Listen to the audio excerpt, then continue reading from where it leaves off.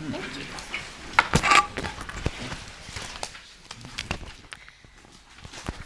All righty.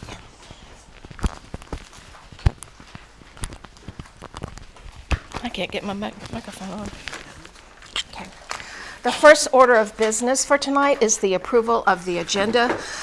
I would like for the board to approve the agenda for the January 14th, 2020 meeting. Is there a motion? So moved, Madam Chair. Thank you. Dr. Coleman. Second. Thank you, Ms. Carter. Any discussion? All in favor? Aye. Okay. The next thing that we have to consider is that we need to amend the agenda. We have an additional personnel report that would replace E2. Is there a motion to substitute the new personnel report for the one that was included in the bundle? Approve the substitution. Thank you, Dr. Nilles. Is there a second? Mr. Harvey, any discussion? All in favor? Aye. Thank you. There's another addition to the agenda, and that is a special presentation regarding graduation venue before public comments. Due to concerns from parents and students we've been made aware of regarding the graduation venue, we'd like to amend our agenda to include graduation information before our public comments. This is information only. Is there a motion? Mr. Harvey, is there a second? Ms. Carter, any discussion? All in favor? Aye. Okay. Are there any additional recommendations regarding the agenda for considerations? Madam Chair, I'd like to make a motion to call consideration of policies JNZ, R, AC, GB, JBZ, GBAZ, and JFHAZ, and move those to the work session, and so that the entire board can have a discussion and deliberate on these policy updates. That's the language added to encompass additional protected classes. And so the motion is to move those to our work session for full board discussion.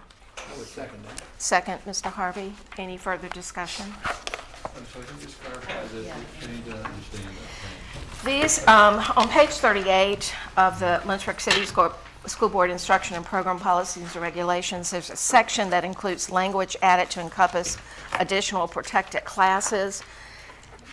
And there has been a motion to remove those for approval tonight to move to the work session for full board discussion. It was made by Dr. Nilles and second by Mr. Harvey.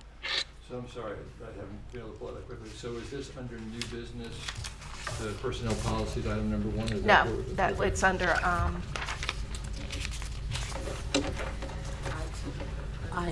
unfinished business, And is that is the entire section that we want to redo? the bottom section. Number 3? Yes. Okay, thank you for the clarification. Any other questions? All right, so we have a motion that's been seconded. All in favor? Aye. Any opposed? All right. So we have now had the agenda amended to include personnel, an additional presentation regarding graduation venue, and removal of items for work session. B2 is our closed meeting. The school board needs to convene a closed meeting to discuss the following. Number 1, as permitted by Virginia Code Section 2.2-3711A7 for consultation with legal counsel about the case of Travell Massey et al. In Lynchburg City School Board, because consultation in an open meeting would adversely affect the negotiating or litigating posture of the school board. Number 2, as permitted by Virginia Code Section 2.2-3711A7 for consultation with legal counsel about the case of Tawana Hancock versus Lynchburg City School and Lynchburg City School Board, because consultation in an open meeting would adversely affect the negotiating or litigating posture of the school board. Number 3, as permitted by Virginia Code Section 2.2-3711A7 for consultation with legal counsel about the case of John McLean versus Lynchburg City School, Lynchburg City School Board, because consultation in an open meeting would adversely affect the negotiating or litigating posture of the school board. Number 4, as permitted by the Virginia Code Section 2.2-3711A1, performance, evaluation, or assignment of a principal and vice principal. I recommend that the school board approve a motion to convene a closed meeting to discuss what was read. Is there a motion? Mr. Harvey, thank you. Ms. Carter, second. Any discussion? All in favor? Aye. All right, we're now going to convene in a closed session in room 206.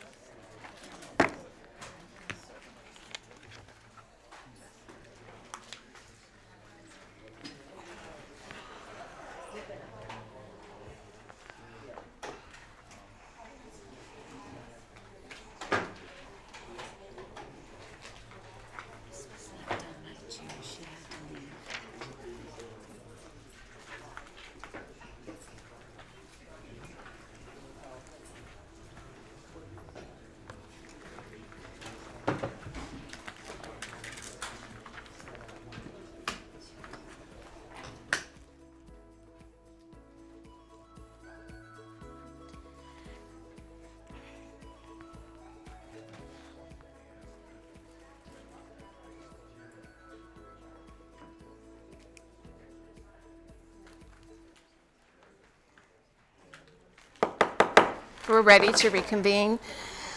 The Lynchburg City School Board needs to certify that in the closed meeting just concluded, nothing was discussed except the matter or matters specifically identified in the motion to convene in a closed meeting and lawfully permitted to be so discussed under the provisions of the Virginia Freedom of Information Act cited in their motion.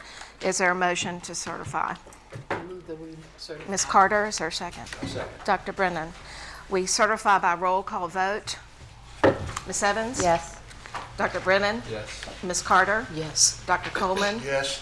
Yes. Dr. Nillis? Yes. Dr. Sinha? Yes. Mr. Harvey? Yes. Dr. Gupta? Okay. That takes us to the special presentation that the school administration is going to discuss the graduation venue. Certainly. I think it's more just information rather than a special. Information. No handouts, no PowerPoint or anything like that. But we have received some questions over the past couple weeks regarding the decision to change the venue to where the majority of our neighboring county public schools also have their graduation, which is at the Vine Center. And there are a couple questions that through emails and phone calls and things that we've received over the last couple days, more days, but weeks as well, that I just want to address, and with the help of some members from the administrative team, just put out there for folks, so to answer some of those things that people have been concerned about. So first and most passionately, several people have expressed concerns regarding any values, ideologies, beliefs, and or statements as they relate to the decision to change the venue to the Vine Center. And, you know, on behalf of LCS, I'd like to say that we do value our students, our staff, our families, and our decision to change to the Vine Center was really based on trying to find a larger venue to accommodate more family and friends to join us in this celebration at that time. There are some questions that were raised, particularly in some of the emails that I saw, as to whether or not City Stadium was considered as one of the places, and I will say yes, that absolutely was, because our first thing that we were trying to do was find somewhere, either in Lynchburg or very close, which could house a larger audience. City Stadium was a place that we considered, but some things that we talked about with regard to weather, particularly with heat, with it being the end of May, early June-ish, temperatures could be upwards in the 90 degrees if you've been around Lynchburg during that time. There were some concerns raised about having not only our guests, but also our students and staff in an environment where there may be some direct sunlight on them for the majority of the event, heat exhaustion, dealing with hydration and making sure that people were well hydrated and having cooling spaces as being some of the concerns and questions that we did vet as we were looking towards doing City Stadium. In addition, there's always rain, weather related things that may come up that would require that we have an alternate location ready within travel, or be able to make a decision in a reasonable amount of time. So I don't want the community to think, and I did see some things where it was like we hadn't even considered it. We did consider that, and we went back to, we were trying to find a larger venue to hold a larger amount of folks with that. Another question that came up was the cost of renting an outside facility versus having it in LCS. And there is some cost associated with having it in our school division versus having it at an outside facility. It is not cost neutral. We never said it would be cost neutral to do that. And I'd like Dr. Copeland to just quickly go over the LCS costs versus the outside rental costs. So after looking at what it takes to conduct graduation at Heritage High School and then turn around and do a second one at EC Glass, we've got two sets of costs. One direct cost, which I'll address first. You've got to have custodial staffs at both high schools to cover those events. You need to have off-duty police officers to cover the parking and the entrance and exit and those types of things. If you haven't noticed lately, we've been doing camera and live streaming of graduation, so there's an employee cost there. And then we always have maintenance personnel working during the events in case we have a maintenance emergency. We have them right there on site. All of those different employees totaled up equals $4,215 of direct costs that we would see to the salary impact of the school division. And then there are those indirect costs. And I break down the indirect costs as just kind of the normal operating a building on a day when it would normally be closed. So you've got all the utility costs related to running that building. In all actuality, when we leave the building on Friday, we leave the HVAC running Saturday and Sunday because we don't want to wake up Sunday morning and it not come on. So there is a little bit of a higher utility cost. There are other building operations, preparing the grounds and doing those kinds of things. We want everybody to come into a very well manicured lawn and clean setup. And then also the setup and tear down. If you've been to the graduations, placing the chairs on the stage at EC Glass might not be that involved, but covering the basketball court at Heritage and setting up the raised platforms and all of the background curtains and things like that. There's a day's worth of labor for different staffs to do that. So in summation, roughly $4,200 worth of direct costs, and then not a significant, but a group of indirect costs that we can't put actual dollar figures to, but I identified some of those. Thank you. Some other questions that were raised, and again, we're trying to be responsive to the things that were raised in emails, phone calls, and correspondence, was regarding the establishment clause. And I will say that prior to making the decision, we did check with other our neighboring county high schools who have had graduation at the Vine Center for multiple years to really understand their experience and see if there have been any concerns that were raised. But given the nature of the question, we also reached out to our attorney, Hope Towns, to kind of give us a little bit of guidance on that. So Hope is here tonight to also address that. Yes, so the Establishment Clause prohibits the government from establishing an official religion or unduly preferring religion over non-religion and vice versa. And so there are really 3 points in considering a violation that, and in reviewing this issue, holding graduation at the Vine Center doesn't appear to be a violation.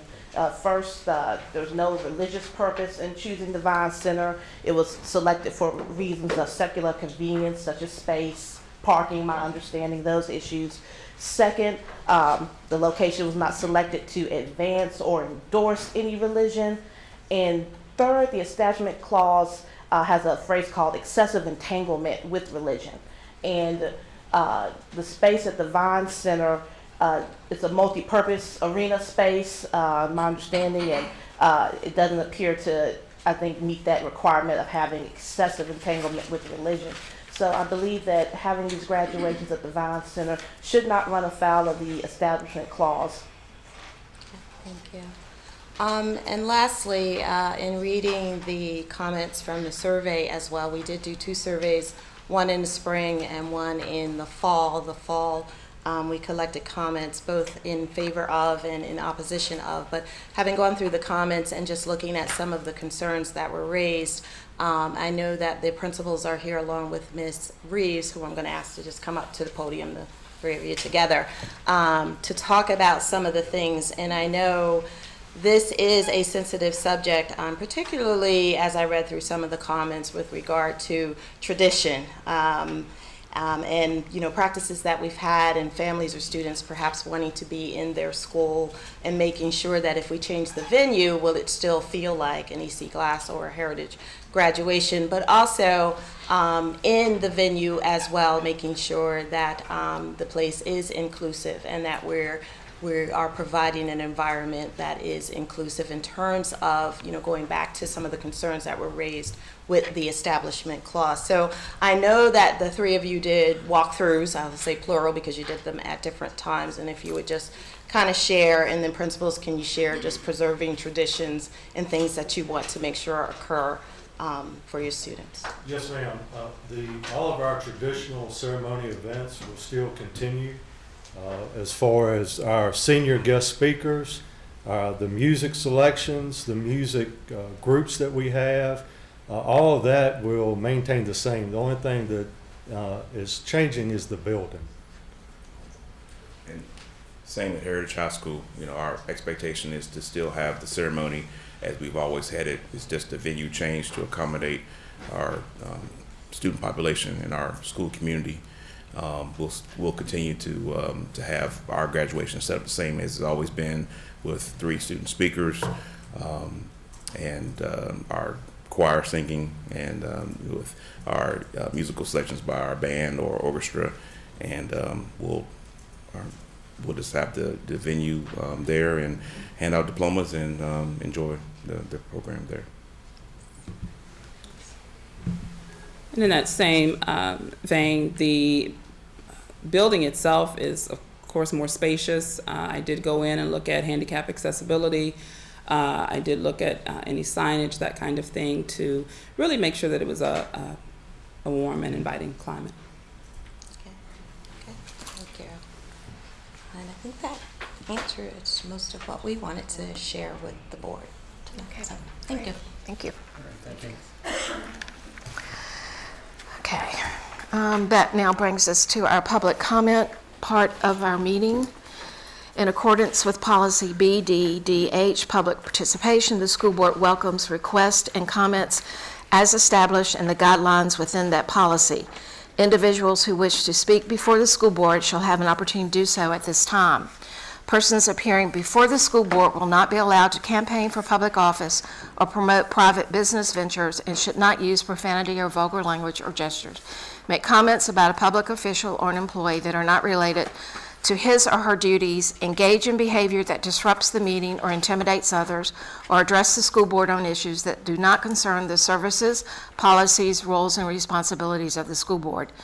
Individual speakers shall limit their comments to 3 minutes. A speaker representing a group shall limit his comments to 5 minutes. The representative shall identify the group at the beginning of his or her presentation. A group may have no more than 1 spokesperson.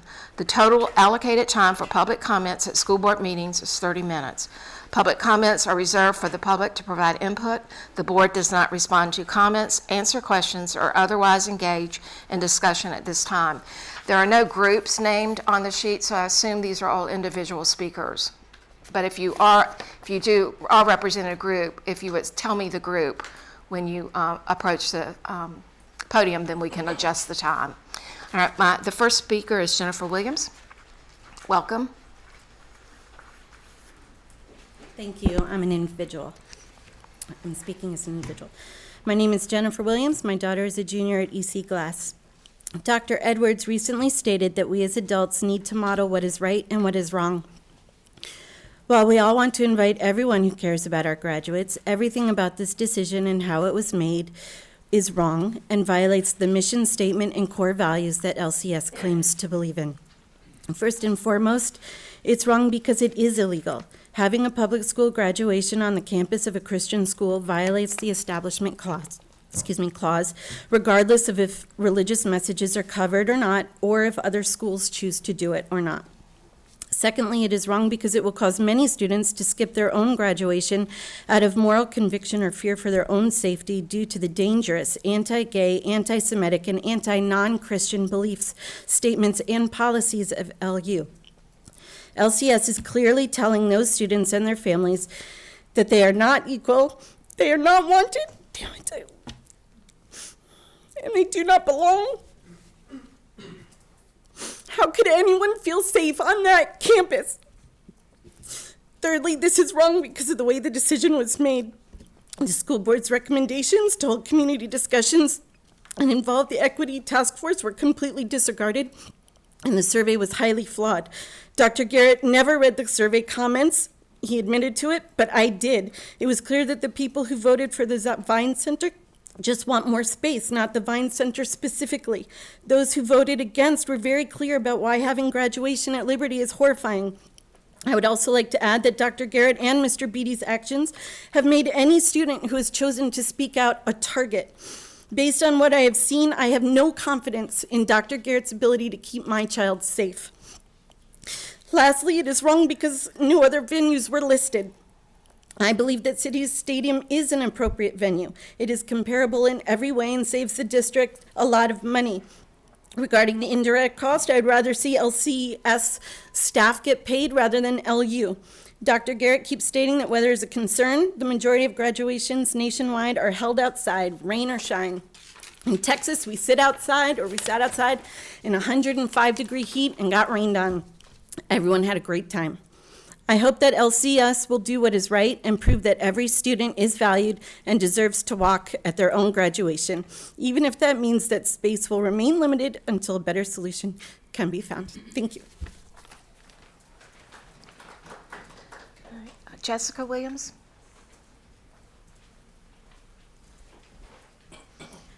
Thank you. I would like to preface my section by establishing that I am a gay woman and that I am Jewish. I do not feel safe or welcome anywhere near Liberty University due to the hateful and dangerous statements that they have made about my community and about my people. There are many who feel the same way. I understand the need for a larger space to conduct the ceremony, but there are alternatives to a place that is a religious organization and that works actively against a large portion of the American populace. I would love it if I was able to invite everyone who had ever helped me along. But when it is at the expense of the students' safety and comfort, it is a non-issue. The graduates take precedence. Thank you. Kate Staten.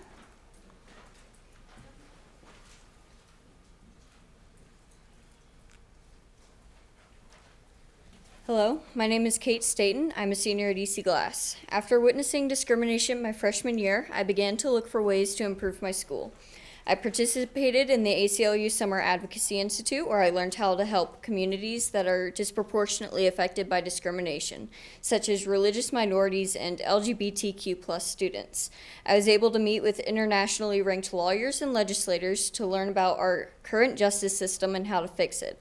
I brought what I learned back to our community and tried to make a difference. Then, my junior year, I was part of a group of Glass and Heritage students to attend Virginia's Center for Inclusive Communities Project Inclusion, where I learned even more about bias. Again, I brought this information back and tried to improve our school. I attended these programs because I understand that living in a predominantly Christian town, many people don't realize that the including people of other backgrounds is more important than your own feelings. I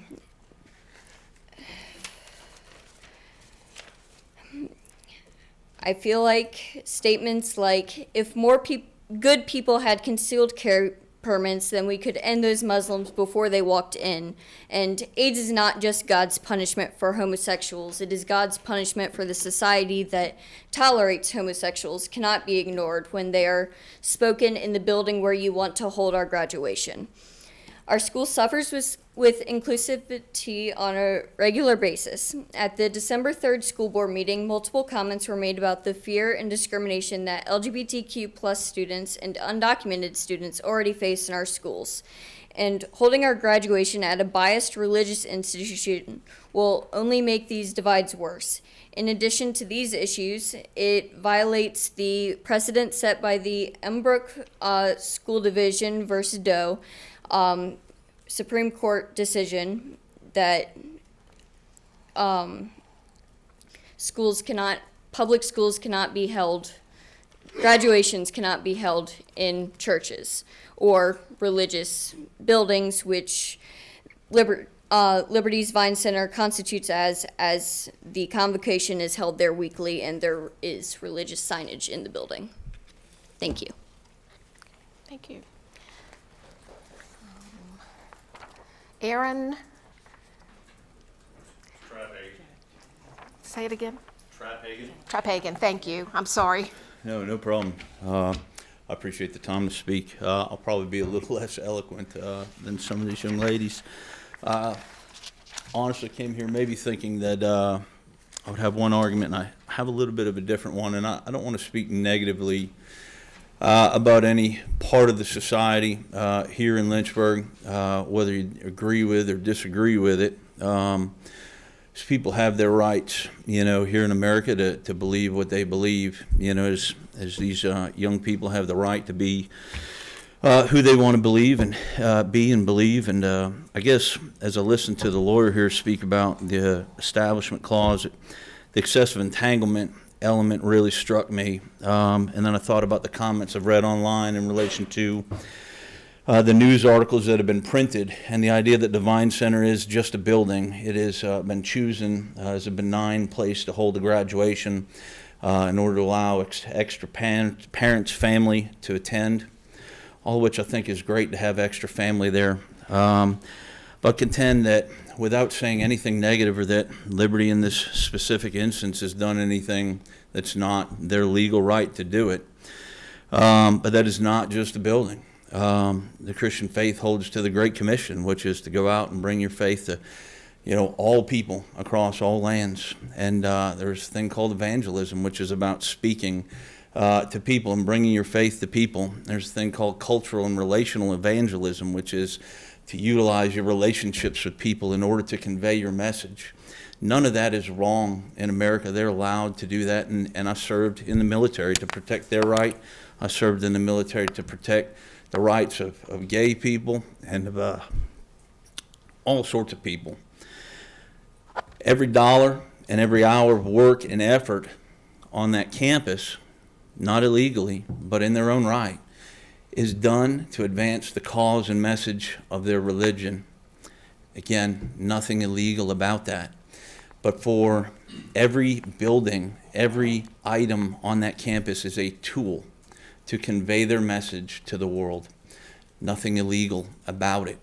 But you have to ask yourself, as a public school system that promotes inclusivity, every child by name and need to graduation, why is my daughter refusing to attend her own graduation? Because she's being asked to go to a place you cannot separate the religious context. You can call it a building, but it is entangled, excessively entangled. And by holding graduation there, you knowingly know we're walking into that entanglement. And so, in that fact, I do think that we are violating that clause. I appreciate the time. Thank you.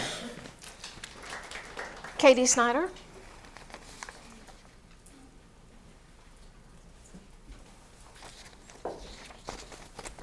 Hello, members of the board. Thank you for allowing me time tonight at the public comments. The work of the school board is extremely important.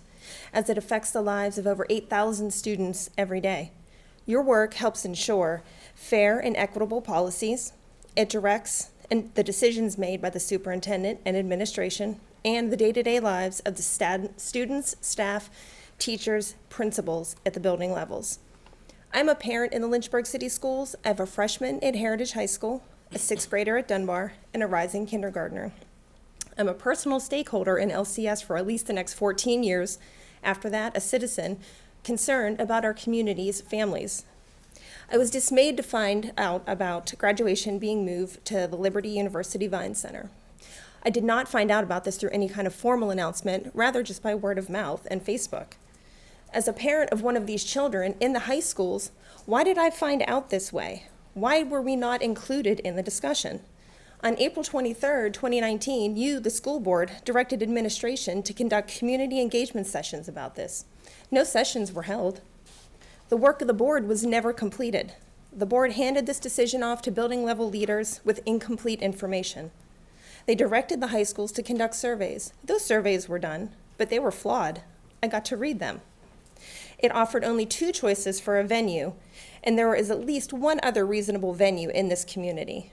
And according to the numbers that were on the survey, and according to the numbers on the ADM from the time that the survey was given, only less than 30 students from the 10th grade class of Heritage responded to that survey. That graduating class would be 230 to 260 students, and there were only 30 students, as a high estimate, that answered that survey. Whether it was voluntary or not, those are the numbers. Beyond my disappointment with how this was handled was the location of where the graduation was going to potentially be held now.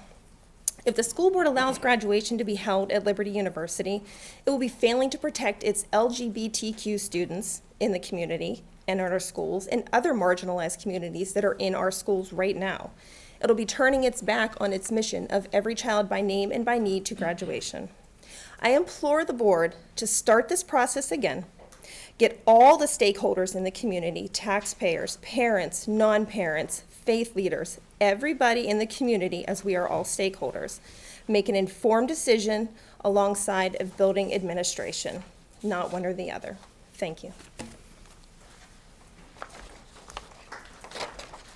Jen Staten?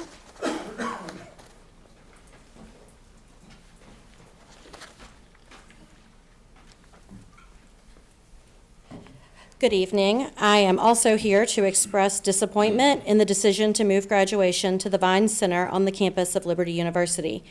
I'd like to start by talking about March 27th, 1962. That night, Martin Luther King Jr. spoke on the very stage that my daughter thought she would be graduating on. He said, "We are to make the American dream a reality.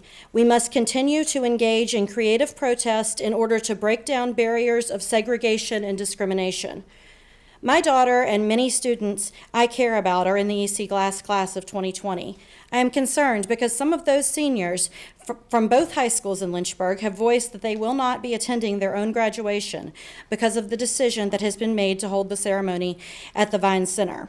This is a place where weekly religious convocations are held. Graduation from secular public schools should not be held in religious spaces. Holding graduation there and paying to do so sends the message that LCS specifically endorses the beliefs and values of Liberty University.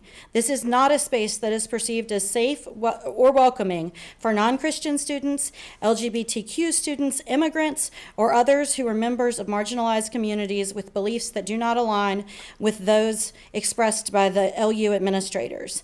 This decision was made by using data gathered from a very flawed survey that didn't reach all of the stakeholders or include all of the venue options available. No public engagement sessions to gather community input were held, despite the school board request for those meetings at the April work session. I am hopeful that Lynchburg City School Board will take a step back and ask administrators to do this in the right way, using all of the resources, including a new survey, the Equity Task Force, and public meetings, to make the most equitable and inclusive decision possible. I will close with what Dr. King reminded Lynchburg at the end of that night in 1962 on the EC Glass stage. He said, "Progress comes through the tireless and dedicated work of devoted individuals. And without this hard work, time itself becomes an ally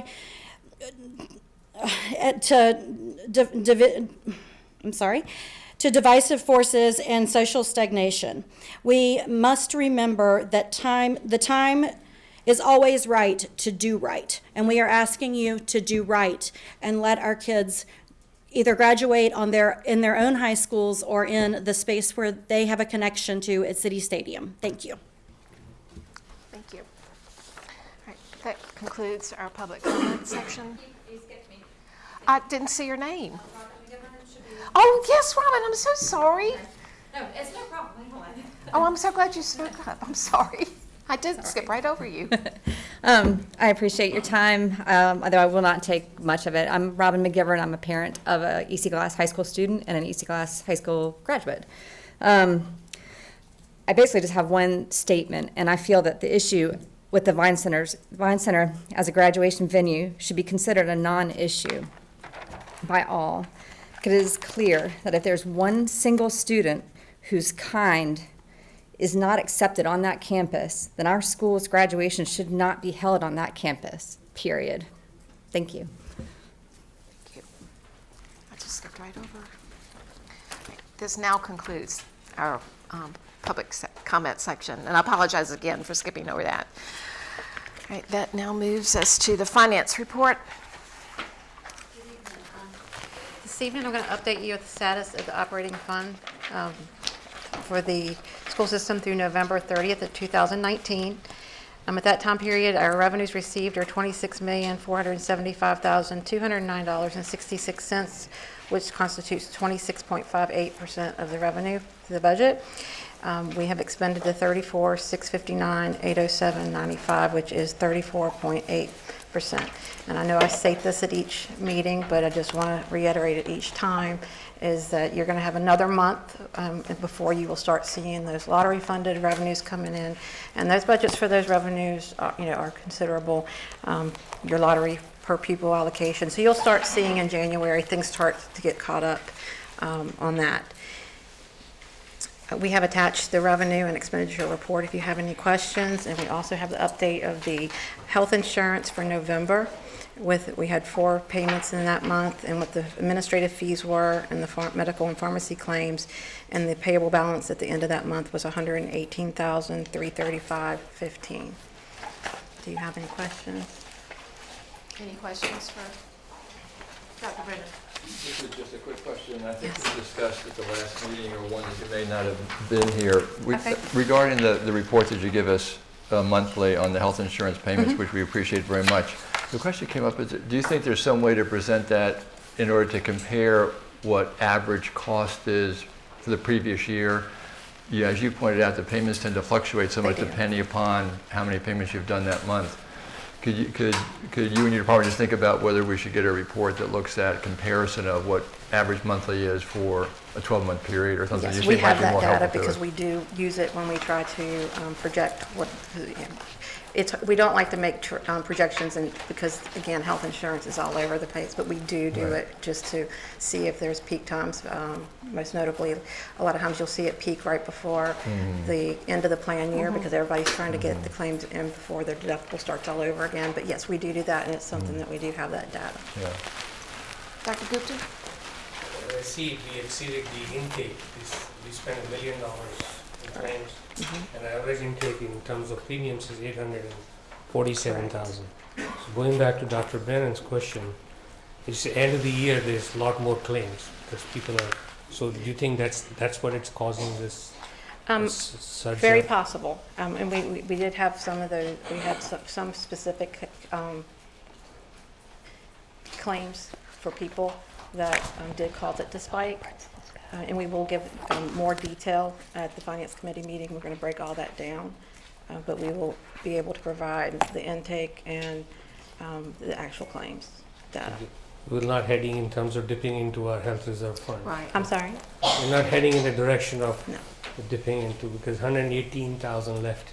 Correct. Payable. And we are monitoring that, and, you know, it's something, obviously we monitor every month to make sure that we are accounting for everything, and we're in good, okay shape with that. Thank you. Any addition, Ms. Carter? I also noticed that several of the line items are like at 95%, 98%. Are those items expected somewhere, one under instruction, somewhere under there, one under administration, where they're running pretty close to what was expected? You will see that mostly, if I'm looking at, is in your salary and benefit lines. And that's because we encumber all of our contracted payrolls. So that sets aside that so that we know what we are committed for those contracts. The part that you don't, you know, that the 5% that is out there, those are the things that aren't encumbered, that aren't contracted, like your subs, because we don't know what they're going to be working. So at the very beginning, when they run that first big payroll that has all your employees on there, that sets that aside. So when I give the numbers, that's what we have encumbered in that encumbrance balance. That's all those contracts that are still being paid out for all of our employees. Any additional questions? This is for information. As always, if you have questions, you can reach out to Ms. Laconich. That moves us to the consent agenda, which includes the school board meeting minutes from December 3rd and the amended personnel report. Is there a motion to approve the consent agenda? Ms. Carter, thank you. Is there a second? Dr. Brennan? Any discussion? All in favor? Aye. Student representative comments. We are going to hear from EC Glass tonight. Mr. Murata.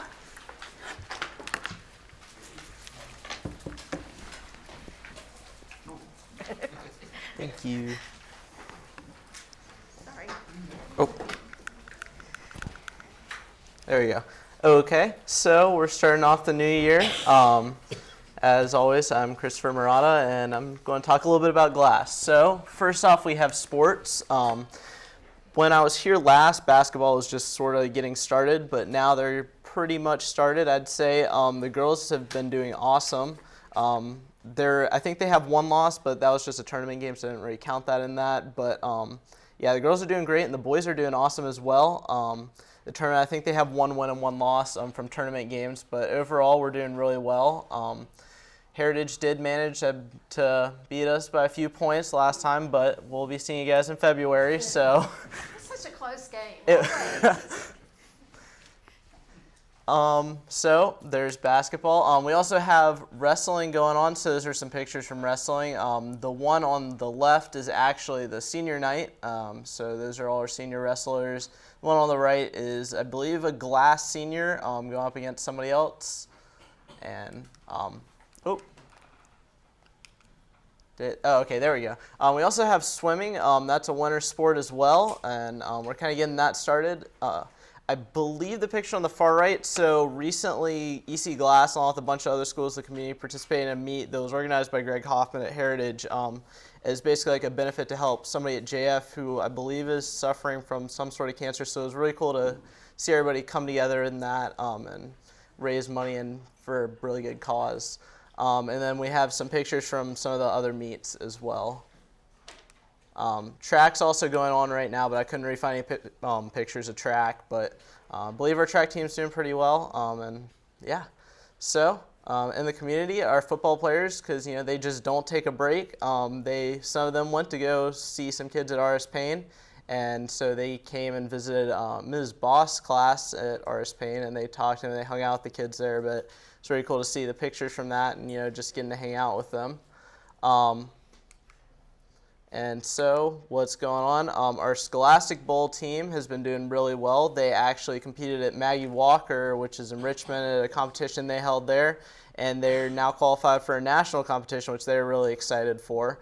So that's really awesome. They've been doing great against the local teams. If I remember right, the only team that has actually outdone them yet is JF. But besides that, they've been doing really solid, and there are a lot of really smart people on that team. So we also have forensics, and actually right now, probably I think it's about in an hour, Glass is hosting a forensics event tonight. So a bunch of schools from around there coming to Glass to participate in that. And also December 13th and 14th, they've held their annual forensic night, and a bunch of people came to see that.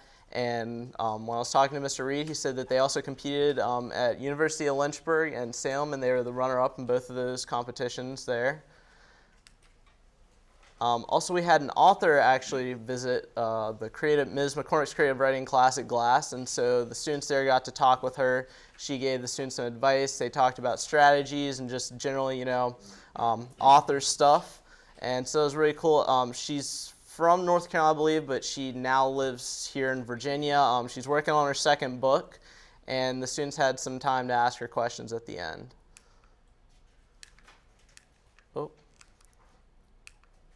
And we're having our snowball dance. This was delayed, and then now we're having it again, but this time we're actually having it, and it's going to be February 1st. It's going to be in the McHugh Gym. If you get your tickets ahead of time, it's only $3, but they're $5 at the door. So February 1st from 7 to 10:30, and it's sponsored by our SCA. Our SCA has been really awesome. They've also been sponsoring like special, I guess, what's the word? Basically, themes for the game. So like there's a pajama one for the basketball game a few games ago, and so they're just doing cool stuff like that, and they're really getting into it, which is cool to see. And then last meeting I left off with our 12 Days of Winter Spirit, and here's some pictures from that, and see all the people participate, so it's really cool to see all the school spirit there. And that's all I have. Heritage High School, Mr. Garland.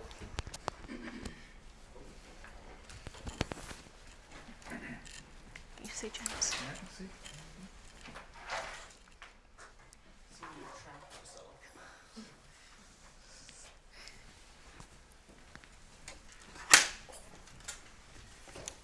Thank you.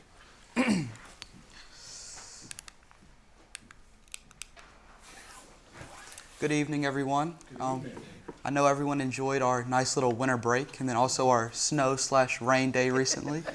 But now it's time to buckle back down and get back into school mode. And I'm here to just talk about a few of the things that happened around Heritage.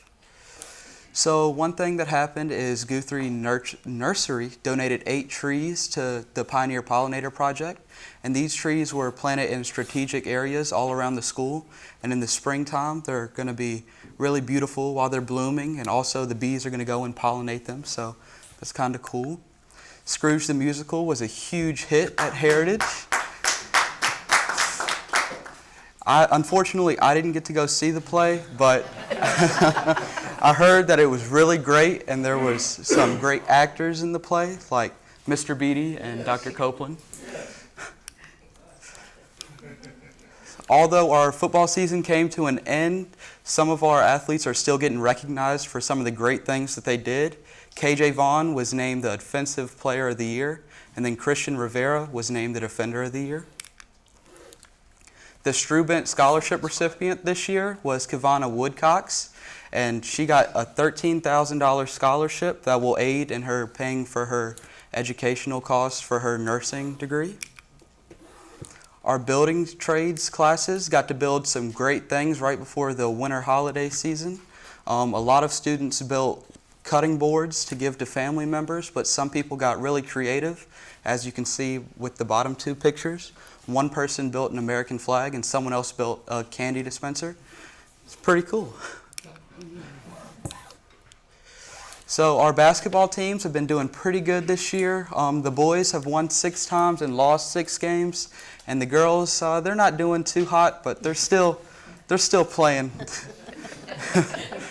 But we were quite proud of our win against Glass. The Beacon of Hope held a symposium for 8th graders at Sandusky Middle School, and a few of our student athletes got to go and talk about the importance of balancing your academic career as well as your athletic career, and even maintaining good character. Our wrestling team has been doing pretty good this year. They've been playing their hearts out at all of their competitions, and 2 people that have done really good recently were Gavin Womack and Spencer Goolsby, and they both placed 3rd at the Virginia High Invitational. Frankie Hickson and Chris Meganson both were Heritage High School alumni, and they went on to continue their football career at Liberty University, and recently they got the opportunity to play in the Cure Bowl at Florida, and Coach Bradley went down to Florida to go and show some support. And in case anyone is wondering, Liberty did win the Cure Bowl against Georgia Southern. Keep skipping slides. As Chris mentioned earlier, Coach Hoffman did organize an event for Cassidy Richardson recently, and this was at the Jamerson Y, and it has been dubbed the Hill City Sprint and Relay Invitational, and a lot of schools in the region got to come and compete against each other, and all of the proceeds went to Cassidy Richardson, who has been fighting against osteosarcoma since she was about 9. And then our cosmetology students have been really working hard recently, trying to perfect their makeup and hairstyling skills, and they were extremely proud of some of their recent creations. Thank you for your time. Thank you.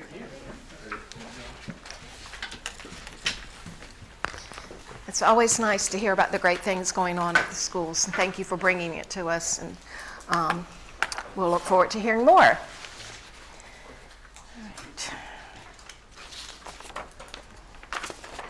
That now takes us to school board committee reports. Finance committee, Dr. Gupta. We missed the last meeting. Today was a meeting, it's moved to January 21st. The key takeaway from that finance committee meeting was that I thought we were putting $1 million in the health premiums each month. But the takeaway was that the employee and the employer contributions amount to about $847,000. That's what we have in terms of paying out claims each month. So there is no fund of $1 million and we took 200,000 out of it. Remember that discussion? So that was the key takeaway. So when we look at those expenses each month, we keep that in mind, that the incoming money is about 800, and correct me if I'm wrong, it's 847 is the right number? About $847,000. So like this month we gave out, the claims were about $1 million, so we overspent by about 150,000. But not all months are same, so certain months we overspend, certain months we underspend, but the second key number is the reserve leftover. It has consistently gone down for the last 3 months. It's now down to 118,000. That's hopefully will improve. That's the concern we had. So we'll be keeping an eye on it, and Kim has done a wonderful job informing us. So you provide a lot of details, and the sheet you created, that's excellent sheet. Maybe the board members can have. But I think that's what you were referring to, Dr. Brennan. On a monthly basis. That will provide them a complete one-sheet overview of what is going on. Thank you. Governor's School? We have a meeting on February the 5th next month. That'll be our first meeting of the year. No report from last month, although I did receive the Department of Education report from their visit to the Governor's School, and it was a very favorable report, so we're really excited about that. Thank you. Laurel Regional School Committee, Sharon, Ms. Carter? I really don't have anything to report. We were just looking at making sure that we're prepared when the new regulations come out regarding the reimbursement of services. Is going to take on a totally different look. So how that impacts the budget. And we had some shakeup in not shakeup, but just changes in the board makeup of the Laurel Regional School Board, and we'll know how that looks February. Great. The Legislative Advocacy Committee, Dr. Brennan? First, the STEM Academy will meet later this month, so we have not met since the last one. And then Legislative Advocacy Committee has come out in the new year out of the blocks flying. We met on Friday and had a good meeting with several items. We talked about our plans for next fall's legislative breakfast for state legislators, trying to pick a date, do a save the date so we can kind of plan ahead for that and also coincide that with new legislative items. Dr. Coleman brought us up to date on mentoring programs to be done at other school districts that are aimed at middle school, and talked with Ethel Reeves, was nice enough to attend our meeting, and we talked about what mentoring programs are being done currently, and we're going to follow up at our next meeting to see if we can sort of coincide or follow up with what's being done at other schools. We talked briefly about the fact that Holy Cross School may be closing, and we may, LCS administration may reach out to them just to see if they can help with those students or with the staff. Then probably the main item was that we talked about our capital conference, which Dr. Coleman and I attended yesterday and today in Richmond. Yesterday afternoon, we had conferences, meetings where we had Governor Northam was there and gave a presentation, and then they went through in a lot of gruesome detail the logistics of the budget for this year that's been proposed, and then a lot of the bills, which are about 300 just related to education, not including everything else. James kept me awake during that part of it. He was very helpful. But then some interesting items that came out of that I didn't realize is that regarding the budget, 38% of our state budget is actually for K through 12 education, which is about $1.2 billion is what they're dealing with on an annual basis. They have suggested about $100 million of that be put towards pre-K education initiatives for this year. So pre-K education has been a big part of the aspect. And then, as I mentioned, we had a lot of proposals and talking about what VSBA's key points were for us to talk to legislators. So then this morning we got up early and had breakfast, and then Dr. Coleman and I went and visited with some of our state legislatures. I'm going to ask Dr. Coleman to comment about that part of our visit. Thank you, Mr. Chair of the committee. I have a handout, and just very briefly, today we did have the opportunity to meet with Senator Mark Peake, Delegate Kathy Byron, Senator Steve Newman, and Delegate Wendell Walker. So we met with the full contingent of those who represent Lynchburg City Schools, and that speaks volumes about all of us that they would be willing to meet. We also had an opportunity to briefly meet with Secretary Shannon Valentine, the Secretary of Transportation. Our primary purpose was to establish stronger relationships with the members of the General Assembly representing our school division, and it was really good because some of them have thoughts, good or bad, of what has happened in the past with LCS, and we were just able to talk about all the good things that are happening under this current administration and so forth. We talked principally about funding and budget, full funding of all mandates, no unfunded mandates. It's just too much for us. The labor relations to oppose any legislation which would authorize the unionization of teachers and other school board employees. The school counselor ratio to be what we have there, 1 to 250, and to deal with the teacher shortage, of which to support ongoing increases in funding for teacher compensation, I should state. I also want to indicate that that Lynchburg is highlighted. If you haven't had a chance to see the VSBA newsletter, Lynchburg is highlighted as a division for our Don't Sleep on School Lynchburg attendance campaign. That's huge, I think. Credit to Dr. Edwards and all of the staff. And so that was some things that we promoted, as well as the whole notion of the University of Lynchburg that is providing a graduate credit course for persons who want to gain more insights on diverse environments. And so we did well. Bob was excellent. Well, you certainly dressed the part. We fooled them. That now takes us, thank you very much, to the advisory committees to the school board. Dr. Edwards? I do not think that we had any advisory committee meetings since They're coming up. Last meeting. Yeah, they are coming up. We have Equity Task Force coming up, and Health Advisory, as well as Career and Tech, and February Special Ed. Okay, thank you. We now move to the comprehensive strategic plan discussion. Absolutely, and as been our practice for the last couple months, I'm going to invite Dr. Coleman to come up and join us, and this is our time to take a more in-depth look at a school. I think we have previously done LES and Bass and Heritage High School, and today we are doing Dunbar, so you should have a handout for that. And take it away, Dr. Coleman. Okay, well, good evening, everyone.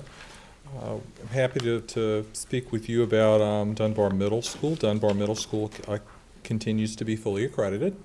And in looking at how we link that to the school improvement or strategic plan to school improvement, of course, goal 1 is the student growth and development and success. Looking at improving those achievement scores in from where they were identified originally when the school improvement plan was written in the previous school year, which is what leads to the scores that they received last year. They were identified as a level 1 in both English and in math. It was notable that their disability subgroup was a level 2 in both of those areas. And then they wrote goals and things associated with those areas to work on.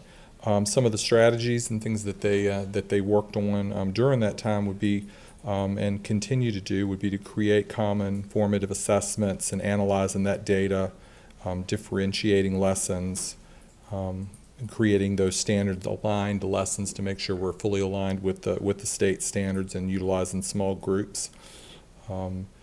Cross-curricular observations and of peers per semester. Teachers will also engage in meaningful professional development or things that were done. The scores for the previous year and current year are listed on the first page of the handout. It is noted that the scores are very similar between 17-18 and 18-19, and in some cases dropped by a couple of points. In those areas, particularly in English. And those are areas, of course, that we're considering working on now to ensure that we move forward with that. It's also noted that the math scores did increase overall in most of the areas, and I went back and even looked at looking at just the raw scores that you look at with the students. The scores that they report, of course, include when students improve, you get points for that, and when students do have show growth are included in that. But one of the things we really look at too are the raw scores, and the raw scores did go up in every category. In math, we're not quite to the point that we wanted to be with students with disabilities to make that. So that particular area did remain a level 2, but they were very close to making the amount of gain they needed to be able to come out of that and to be a level 1 across the board with it.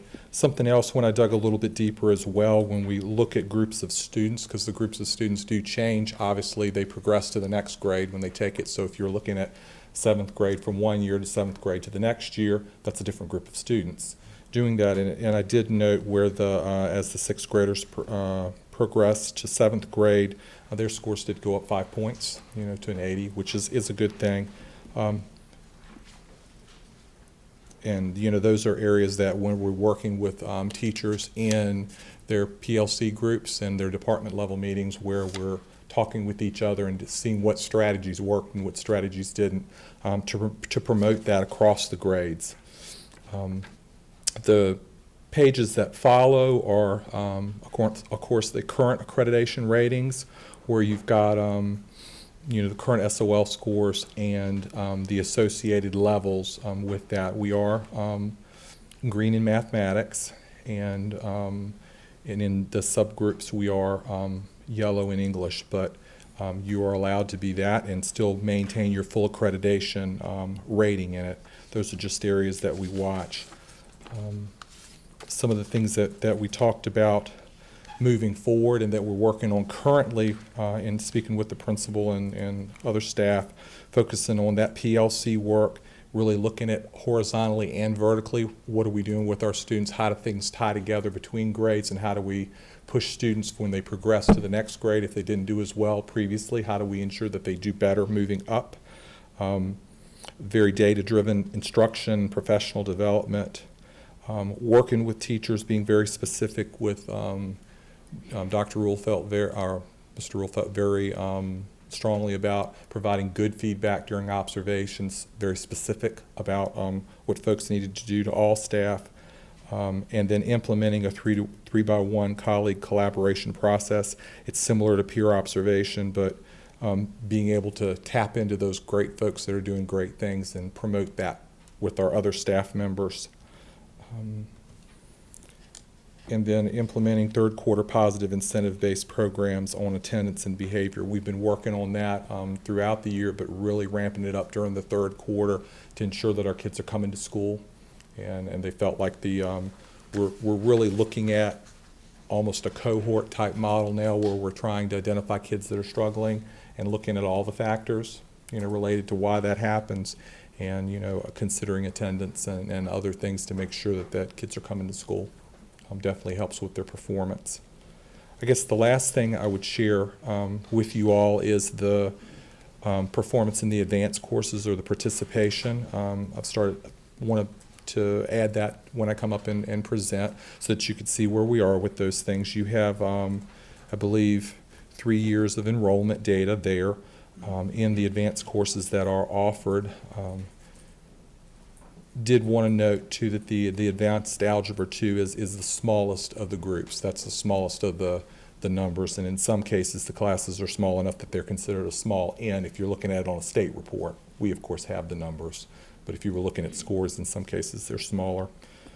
And those numbers seem to have maintained over the past 3 years. They have fluctuated up and down, but they're in the high 20s at this point.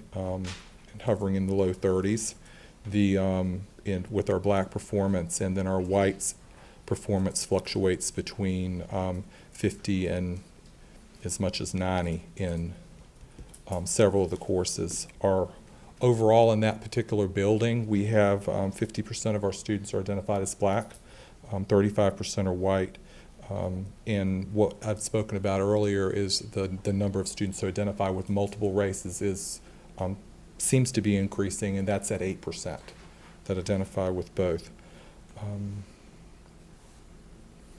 Did want to indicate some things that we're working on that should have a positive effect on these numbers as well as we move forward, is that looking at cohorts of students that we want to promote and push into some of the higher level courses, so that we've got folks that are identified early on that need to be challenged and would benefit from that.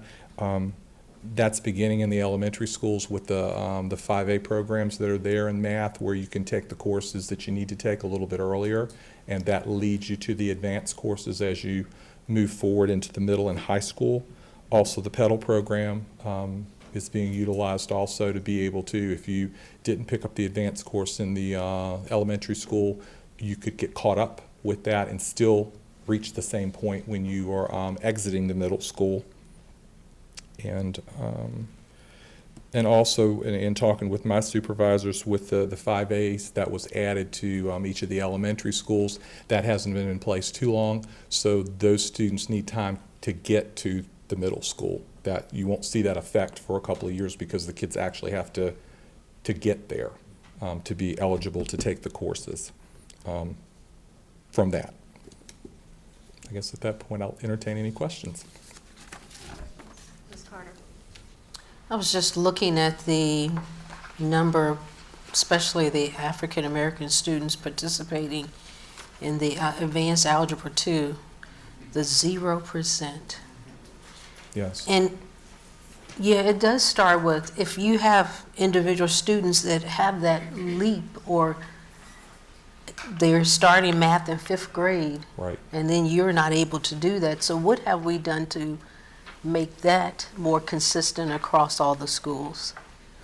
So that, because I think that has, yeah. You're talking about the 5A. Right, the 5A program. Only had 5A classes At in, one or I believe, two? Bedford Hills, Paul Monroe, and the Go Center, Right. And nowhere else. So kids Right, did not have an yes. opportunity. And that's a change that Dr. Coleman is speaking about, the 5A being offered now in all of our elementary schools, correct? The experience. Potentially there's one, but I believe that's even in the one, there's a cluster. A cluster. Mm-hmm. But one of the things we wanted to do was make sure that, because of lack of opportunity, kids didn't miss out on a future opportunity, so that's why we revamped. Even if there weren't enough kids to have a whole classroom, we still wanted to provide those kids with a 5A experience by providing them with the content and the curriculum to do that. So we want to see if that's working to increase these numbers of children who will be participating in advanced courses. And even with that, you have some African American students in the Algebra 1. They don't go on to Algebra 2? I mean, why would you stop? Not many children in middle school take Algebra 2. This is a very, very small number of children that take Algebra 2. The advanced course for 8th grade is Algebra 1.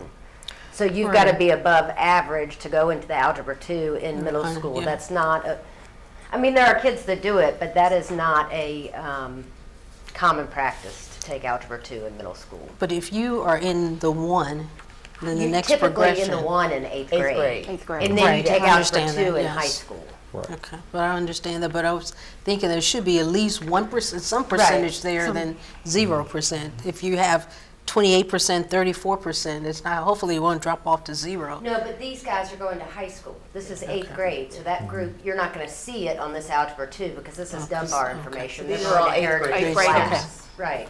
Right. So just keep in mind, that number is minuscule at school for Algebra 2 in middle school. Right.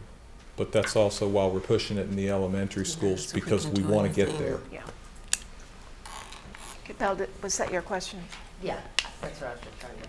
And Dr. Sinat? Well, thanks for putting this together. It's really helpful and useful, and it's nice to see what you're doing and get a report on it. I would recommend that on these tables at the top, you just list the demographics of all students so we have the context. You mentioned it's 65% African American. Is that true of all years? It's 50%. Oh, what is it? 50% black, Okay. 35% white, 8% 2 or more. Okay. But I'll include that. I had that discussion with Yeah, someone because then earlier today. it gives us a way to interpret what these percentages actually Right. represent, which means that white students are overrepresented in these courses, Right. and students of color are very much underrepresented. And then to address the Algebra 2 question, it might be too difficult to manage, and I don't want to put undue burden on you, but it would be, I think it's important enough to follow up and to see when they go to 8th grade, how many of them actually took the next course in the math sequence? Because that is a very important. 9th grade? Or 9th grade, I'm sorry. So they would be what Dunbar students who took these kept on going. Well, you'd have to. Yeah. That is your next place. Exactly. So I think that might be more useful for a table like this than what is here. Right. Good point. That does make sense. So that goes back to following a cohort. Right. Correct. Yes, true, yes. Yeah. Good idea, Kim. I want to commend all of the middle school principals who are here tonight, and thank you, Dr. Coleman, for this report. I just want to be on the list of those who are really pushing for us to do everything we can for middle school students. That's a very important age bracket, and we have identified in numerous meetings a need to step up, and so I trust that you all are doing just that with this strategic plan. Dr. Brennan? Dr. Wayne, thank you for the report. I have 2 quick questions. One is, I know that you all continue to track the success of the students through the years. Do you have so we're looking at the last is 18, 19, last academic year. Do you have a feeling for this year whether these numbers are still on track? There's no question number 1. And number 2 is, you mentioned that there's the that implementing peer mentoring through the Beacon of Hope Heroes program. We talked before about trying to identify different mentoring programs. I guess we may need to add that group to our group of mentors. We didn't mention those, but they are in the schools and middle school. Right, that was part of their plan for doing that. Okay. Moving forward, and they're always looking for other avenues and other folks to increase numbers. Great, good. So the first question is are you tracking success of the students for this academic year to get a feel Right. whether? Yeah, we definitely are. They're taking certainly benchmark scores and other assessments during the course of the school year, and feeling like we're on target to make some improvements with that. But of course, it comes down to the day of the test to be able to know for certain. But we're hopeful. Yeah. that things will move forward with that. And actually, we're participating in some training and things today with middle school teachers for English. So they're the 8th grade staff to get that last bit of push going on before we have to do things with the writing test in a few months. So, Thank you. Questions or comments? Okay, thank you. Now it moves us to unfinished business, and the first, it's the middle school program of studies for 2020-21, and it's for action tonight. I asked at the last meeting if any of you had any questions to send them in. I didn't get any questions about the program study.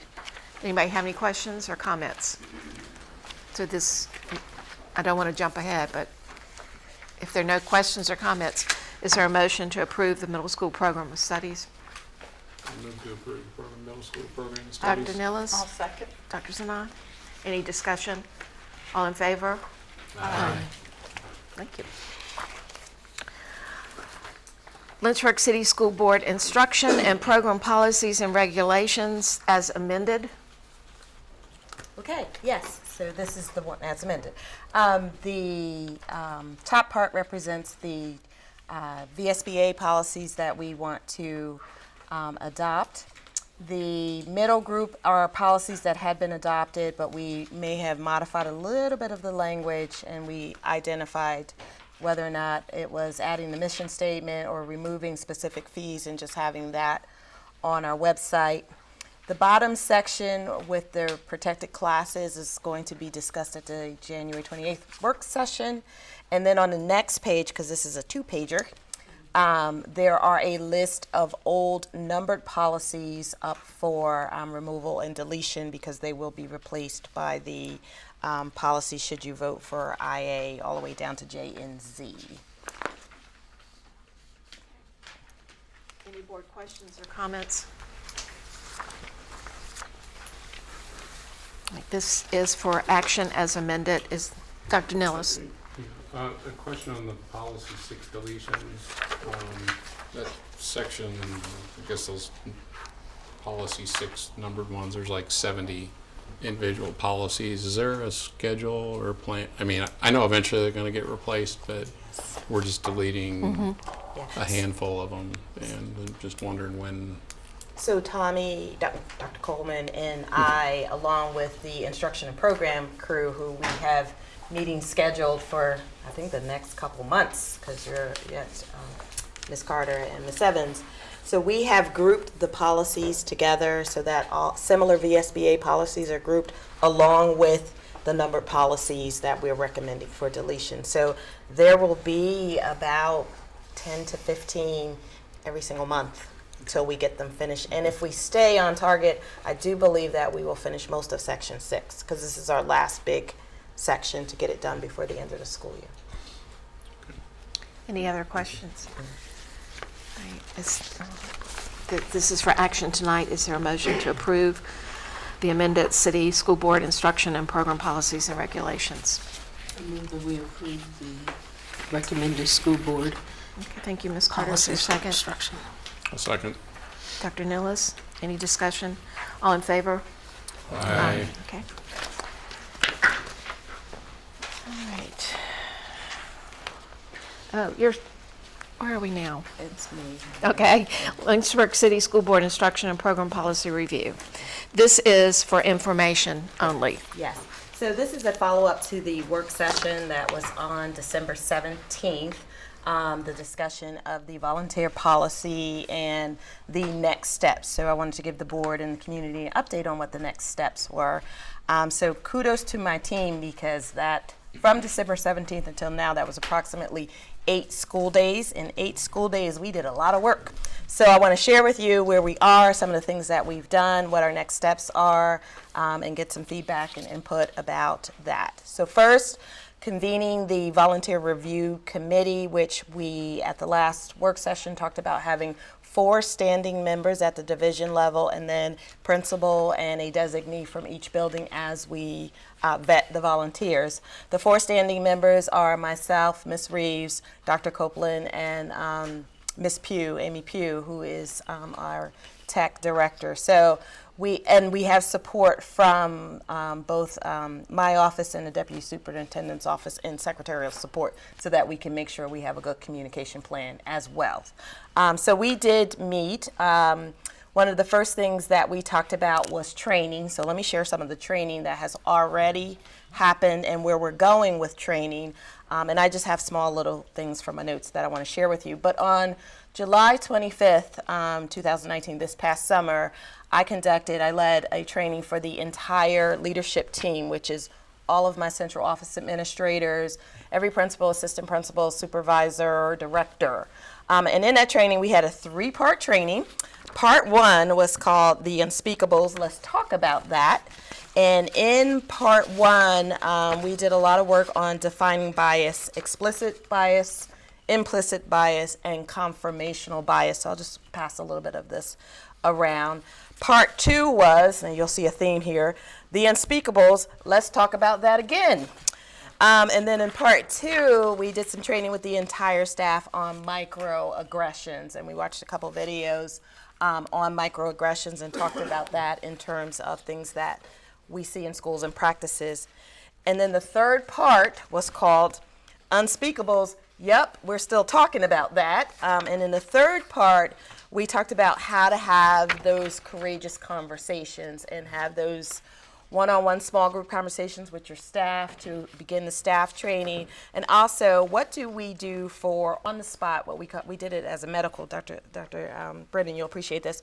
We did it as medical on the spot treatment. So when we see something right then and there, how do we respond? Long-term care, what should we be doing in terms of preparing our staff for long-term care for something that is already in play that needs to be addressed? And then, of course, preventative medicine. What should we be doing to train our staff to make sure that there is a skill set that is already developed? And those of you who went to the VSBA or the Southern Regional, I think it was the Southern Regional Conference, you've probably seen some of my training cards. For those of you who haven't, I've kind of brought them here.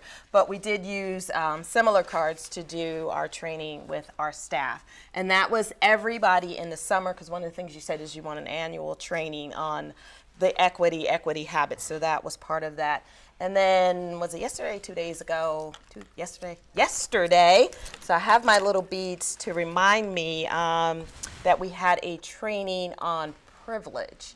And this was with all of the, again, central office administrators and directors, all of whom, the 4 who sit on the team also did this. And there were 49 statements that we had to respond to as to whether we had privilege, and they were broken across whether it's from an economic standpoint, gender, male, female, sexual orientation, religion, education, and each one of us had to take our 49 beads, and every time we felt that there was something that we could say yes to that was a part of my life, we built a bracelet.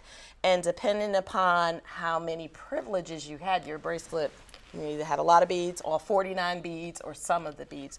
Most of us had some beads left in that we all weren't privileged, but we could acknowledge that there were some things that we were privileged to, even to the degree of, what was it, curb cut, right? That was the one, whether or not I needed a curb cut to access, as I'm walking down a street or sidewalk or things like that. So that was a really informative, nice way, a very visual way of working with staff to begin those conversations. So we did do that. The team of 4, along with Barbara, who's one of our support persons, we met and also talked a little bit about the confidentiality pieces that we want to train the rest of our team with, and making sure that we understand not only the equity pieces, but how do we work as a group with that. We came up with some dates and things like that. There's a lot here, so I'm gonna look down so I don't miss any of that. Our training for our pilot volunteer review process, which is the 4 of us plus the principals and a designee, we're looking at doing that for February 3rd. So that is our targeted date. So during our meeting, in our time, we did a couple things. The first thing we did was look at the existing volunteer application. So we took it from, here I am, I'm starting, I go on the website, the volunteer application. We made some suggestions about language changes. There were some things in there that right now are optional. So what schools you want to participate or volunteer is optional. You could skip that, but we kind of need that to know which principals to invite. So we made some suggestions about making fields mandatory. They can choose more than one school. They can say, assign me, things like that. We also looked at the function in terms of the types of things you want to volunteer, and we recognize that that's a difficult list as things change. So we gave an opportunity for, if there's something specific, they can check other, but we needed a field that said, please explain that to us. And just making it a little bit more inclusive for college students as well. So that's some of the recommendations that we had. We did follow or put in place, as we thought, the 60-day turnaround timeline. Although as we looked at the 60 days, we looked at our calendars and said our crew will meet at least monthly. And we recognize that our high volume times, the times where we have more applicants, is usually August and September. So it might be monthly, but we might have to squeeze a little bit in depending upon what goes on during that time frame. I talked about the February 3rd being a training. Our next meeting is scheduled for, we actually scheduled two, just in case, February 10th and February 25th, and I'll tell you a little bit about what we plan on doing there. Full implementation is anticipated for August 2020 because we'll have a beginning school year. Our pilot implementation, we want to start now with an effective date of March 15th, which is 60 days from tomorrow. So what are we doing right now? We figured the best way to start our pilot is to go back and pull everybody who applied this current school year who was denied, and use that group as our group to go back and review their credentials. We already have a group of people who said they were interested in this current school year, plus anybody who does that going forward. So what are we looking at? And this is the part that we worked on as a group. Any application that goes through, obviously if it's approved, it's just going to go approved, the person gets approved. If it gets flagged, then we're going to use our support team, which is why we need two, to let the person know that, hey, your application was flagged and there will be a review date, whatever the review date is, whether it's the February 10th or February 25th or any date going forward with that. We will let the applicant know both either by phone call or writing a letter so that we make sure that we have them. There are three major parameters and we plan on doing some tabletop exercises. We did a couple to play around in our meeting, but we definitely need more training in tabletop exercises that we look at to kind of get to the consensus of a decision. And you can't do them in isolation. That was the one thing that we agreed upon as we were practicing.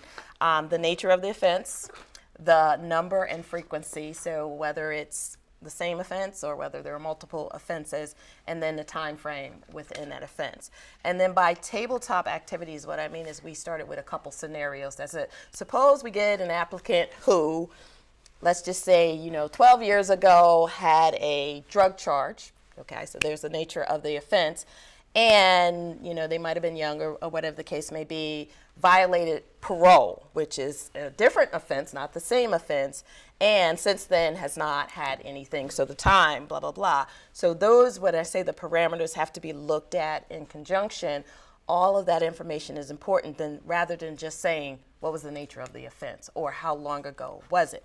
Here's the piece that we felt is absolutely necessary in our decision is we want to hear from the applicant. So in our process, when we do our review panel period, either by phone, I think a lot we can cover by phone because we have to be sensitive to people's ability to travel, or in person, we want to give that applicant an opportunity to engage with us.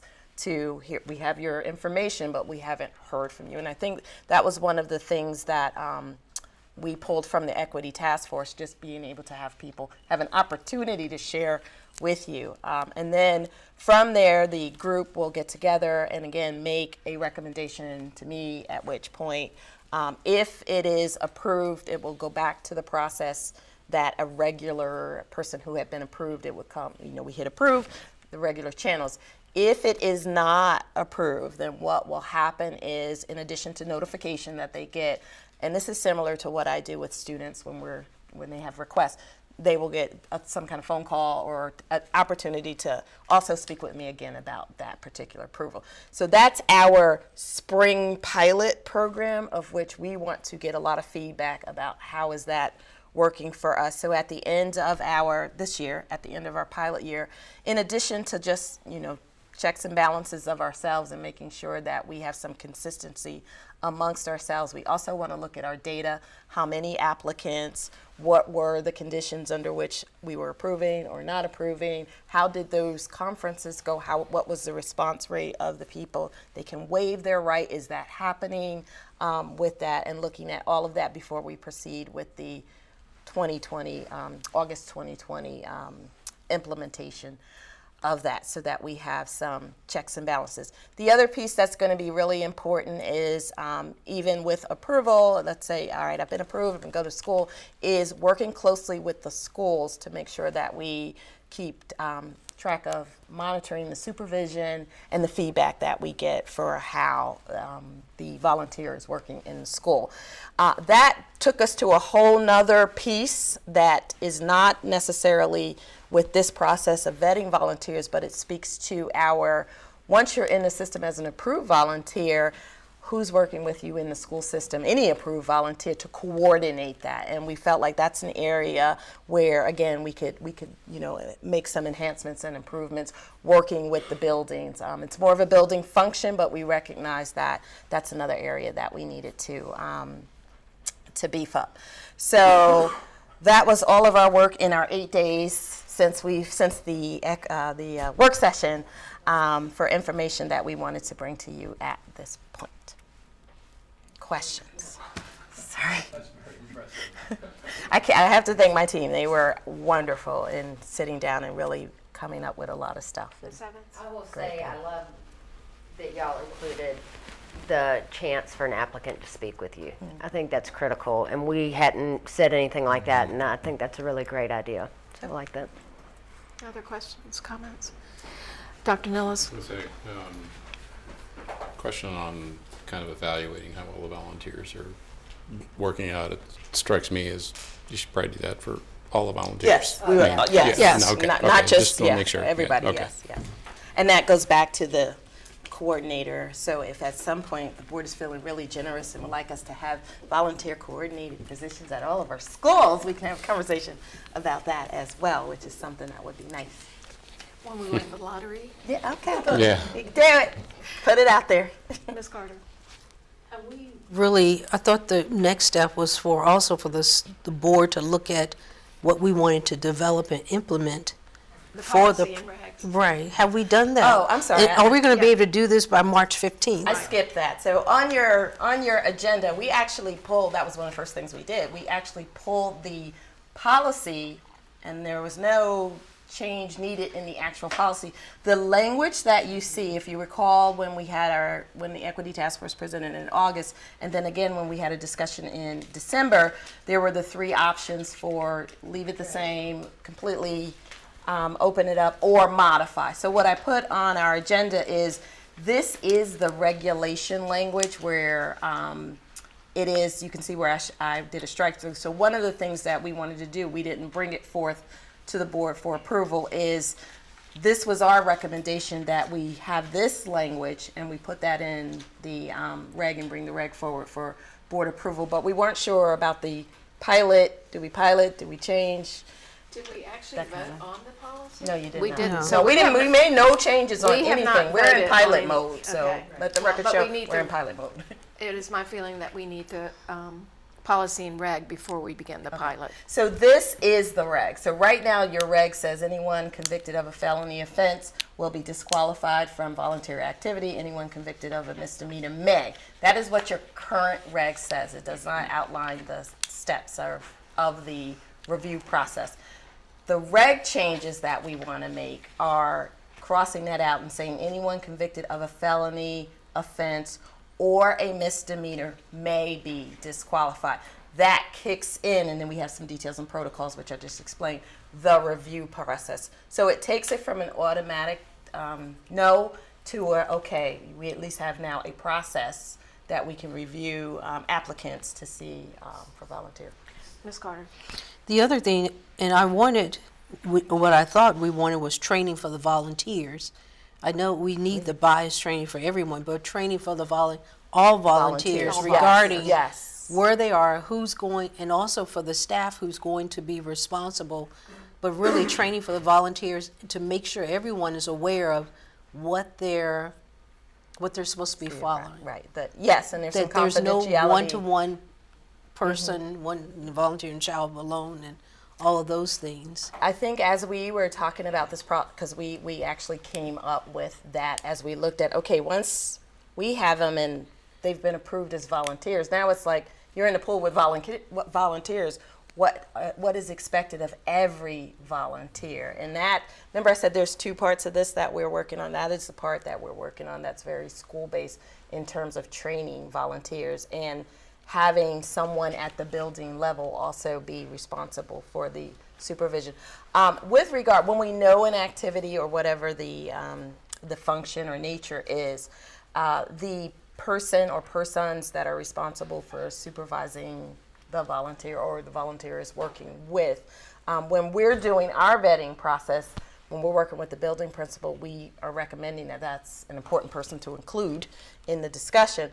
But we recognize if you're an automatic volunteer that didn't come through us, we would not necessarily see that. So the question that you raised about volunteer training actually kicked into an all process that's not just the people who come through this review process. And I received a letter, and I think you received the same letter, talked about the messaging of what we are doing, that we don't want anyone to get the impression that we're just opening the doors for anyone that walks in, but how we message our volunteers and how they are identified is very important, and it would be of I'll get permission to forward it to all of you all because it was just sent to me, and I did not have permission, but I'll see if I can. But I thought that idea of the messaging was really pretty powerful. Yes. Okay. Any other questions, Dr. Brennan? So just along the same line, first of all, I think the amount of work that you've done is phenomenal in such a short period of time, and clearly the direction is great. But as far as messaging, I think it's a good point. I think since our last meeting, I'm sure some of us have gotten comments not supportive of this idea, and I think to try to communicate what we were doing in advance of training at whatever level, that really are proactive and not have to be reactive to what the response is going to be.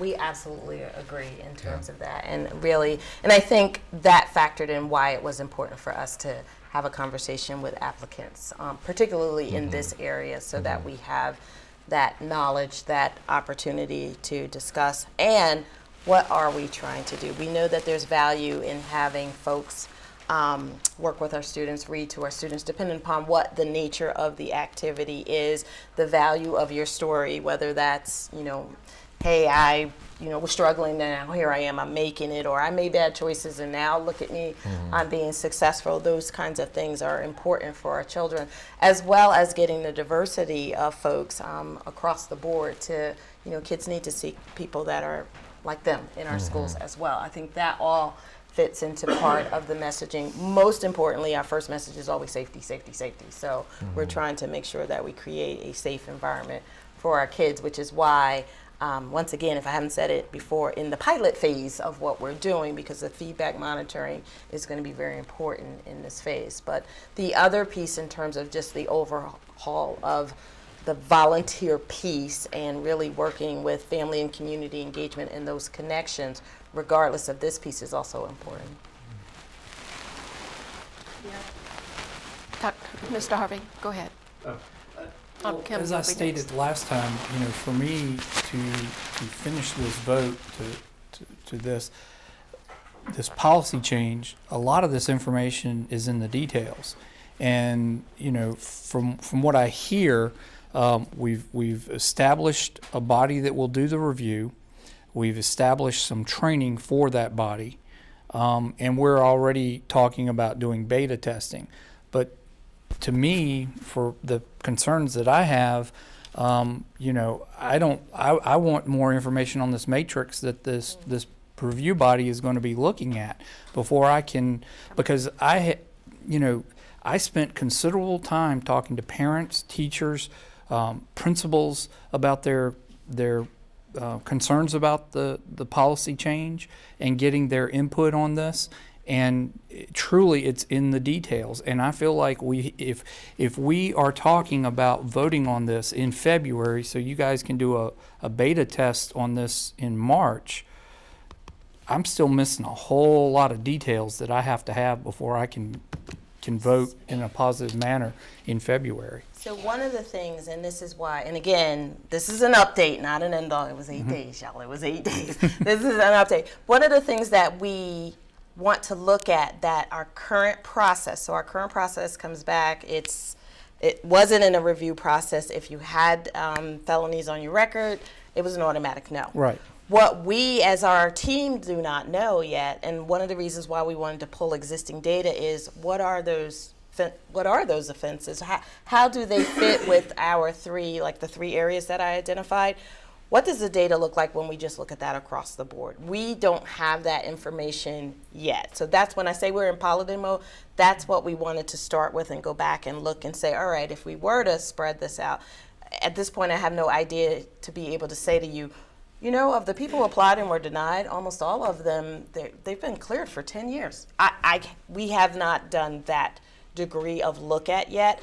We have decided that is the degree of look at that we want to do, and we don't want to wait until we get the next volunteer coming. We felt that we had a pool of candidates that would give us over this last year, what does that look like in terms of what type of, I couldn't even tell you what types of offenses are the majority of the offenses.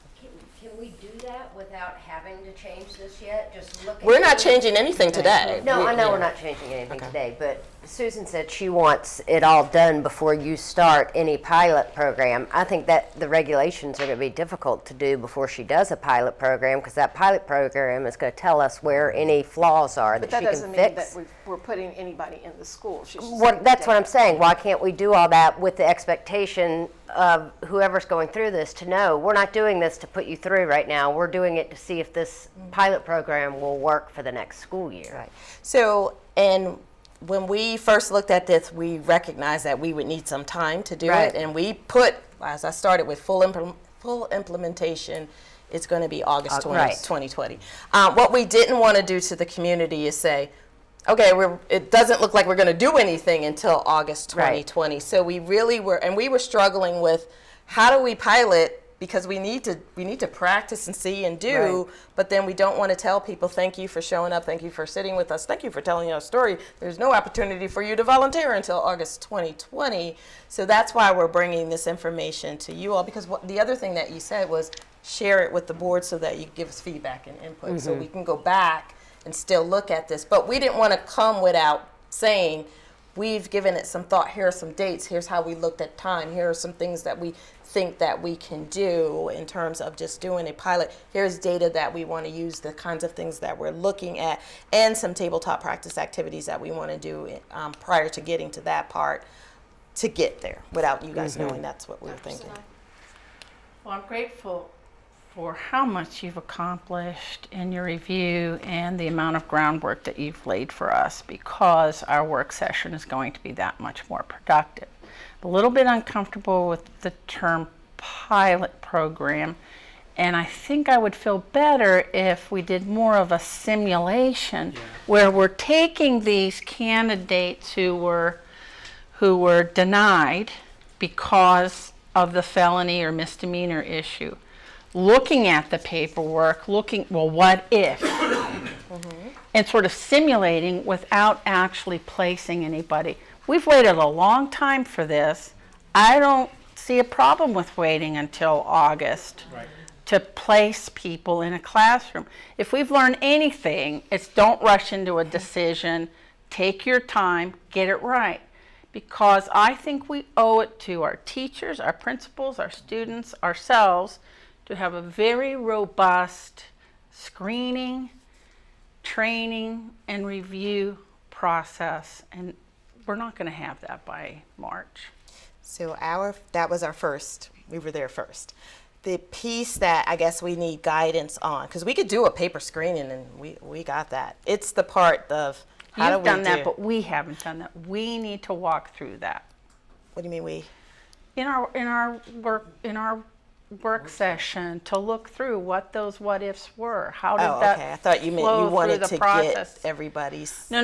Okay, you scared me for a second. Okay, But I, I'm clear. to consider what are the criteria? What are the, what are the procedures? What's the checklist? What's the protocol? So you want to do a similar tabletop, the board as a tabletop activity? I think we should, or at least have more detail about it. Yeah. So the other piece, so continue to give me guidance, because that piece we can practice quite easily, even if we do anonymous kind of data just to see how that discussion would flow. The piece that involves the direct contact with the person to see how does that conversation go when you share your story or we, talk to you on the phone. If we're doing a simulation versus a pilot. So a simulation, are we saying that we want the community to sort of approve that piece? Like, we can bring you in or we can have a phone conversation with you, but we're really not placing you until August, but we'd appreciate if you did this piece with us. If you help us work it through. That I'm just gauging guidance and consensus. Ms. Carter? I'll come back, Dr. I think Kim said it, so what my concerns were. What I'm thinking is, what does this look like from what you're presenting, the March 15 pilot? What would that look like? I thought the board would set down guidance that lays a foundation for the review team. That this is the criteria that the board has set. Now we'll work with this criteria, with these details and protocols. So when you say this is the criteria that the board sets, regarding the volunteers, that's why I thought the details and protocols would be that we would take part in that decision of saying what that. Now, that's what I thought.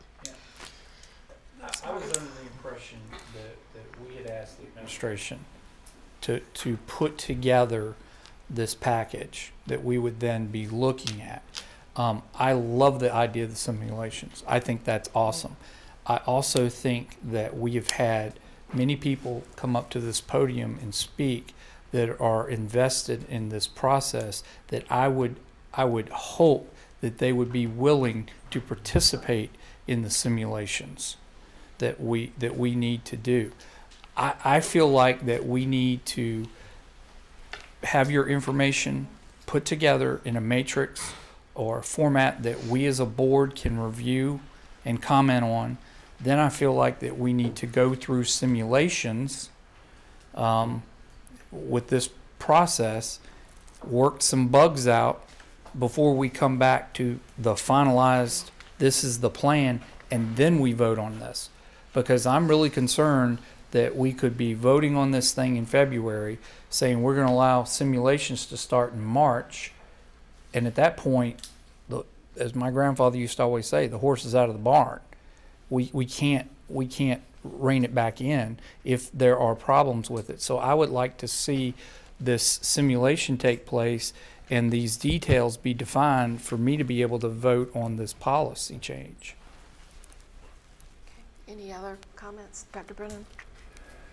I don't want to slow things down, but I agree with Dr. Senior that we have done this for a long time. There's been a long-term conversation. I think it's very important that we are comfortable, that the community is comfortable, that everyone's comfortable with the process. And I agree with Mr. Harvey, and I respect what you have done, and I will certainly agree with the administration. But I think there are enough people out there who want to have this happen, who are willing to say, I'll be glad to be part of a pilot project anonymously, without a guarantee I'll come into the schools, but just to gather the data so that you can say, this is how it worked, this was the felonies, this is how the whole process was, to be part of that process. I think it's been a long time. I think there's a lot of interest, a lot of effort been put towards it, that people would be willing to do it. I agree, and I think we should be careful. I think we do want to make sure the community is comfortable. I think the plan is great. I love the process. I love the way it's working. I just think we need a little bit more detail and to be able to look at that pilot result to say, this is what it was. This is what the felonies were. This is what we decided. This is how it was based on, so we can react to that. Dr. Coleman? August 2020, would be connected to the start of the next school year. And I personally would not have a problem with August 2020 to launch this piece, if that is going to measure the board and bring consensus and support for something that would be meaningful. What I do not want to happen is for us to get into this and then say, oh, we've discovered some other things that'll take another 8 months. And so I'm willing to support the careful, diligent thinking through. I have total confidence in our administrative team. In 8 days, you brought all of that. And so if that's going to satisfy the board to make sure that this is something that will work, I do not have a problem with that. But I would have a real problem, with all sincerity, if we start saying, oh, by the way, because that just looks like folk trying to punt the ball down to something else. I know we wouldn't do that, right? Dr. Sinai? No, if I could just say, I really do appreciate the groundwork you did. You've moved us tremendously forward. You really have. And so I'm full-on appreciative of that. But I'm still uncomfortable because I didn't participate in it directly. Maybe that's just me. And give us a chance to examine it and review it further. And again, maybe it's just semantics, simulation versus a pilot. But part of what I envision in that simulation is a good bit of exchange between our partners who are felons and who do want us to have this, who very likely will qualify to be volunteers, to educate us on what some of the issues are regarding issues of incarceration and rejoining the community and all that's required in that. Because I'll admit, I don't know a whole lot about it. So and it's not from a point of fear, as more of a point of just understanding what that experience is and how we can make it equitable for them while still addressing any concerns or needs, and educating the community also about what's going on here. So is it possible, Madam Chair, for the superintendent, you, whomever, to lay out a timeline with all of the things that have been mentioned tonight so that we will be able to adequately have enough time to do them and move us along in the process towards implementation in August of 2020 with consensus if we have it? And add that to the list for Thursday. I think we can, our existing timeline of review, I think we can still stay on that time. I think what I heard you change is just, as long as I get some willing volunteers who'll say, hey, we'll sit with you and do that interview process, because even for us, in the timing, we don't know how long an interview, a phone or whatever might take to get to a quality decision. So I can't say everything's going to be 15 minutes and we can do 10 of them until we really get into them. And that was one of the reasons why we thought we have a group of people who have already demonstrated an interest in our schools who we could start with. The other thing is we don't know what we don't know until we start looking at the actual records. And I don't want to, the best part of going to a professional development is when it's coaching and it's done with your stuff, your kids, your school right there, as opposed to we went off site and learned this. So I do want to use real Lynchburg folks, not just, we went on a website and found some fake things. I really want to hear what our people have to say. But I also want to be mindful that I'm not frustrating folks and wasting their time if they're very passionate about helping their children and they're sitting with me and they're just like, okay, it's April and you're telling me I'm not going to be able to go to the schools until August. So I think the messaging again has to be very, very clear, and I would just open it up to volunteers as opposed to really just selecting a bunch of folks. What I'm hearing is that the board has a real need to have details so that we feel comfortable with the decision that's made. So is that an adequate summation? Dr. Brennan? I'd just like to throw out, I think what the board is saying is that we'd like to pursue the timeline that you have, that we would like you to develop the protocol, develop the parameters, proceed with the applications, the interviews, but not pulling the switch that they can volunteer, and bring that data back to the board in whatever manner so we can look at it and say, you did 25 people, this is what we did, this is how we think it worked, for the board to really see that information. So we want you to go on and do what you're planning and take that back for us to look at. Is that fair? Okay. Any other comments before we move on? Okay. All right.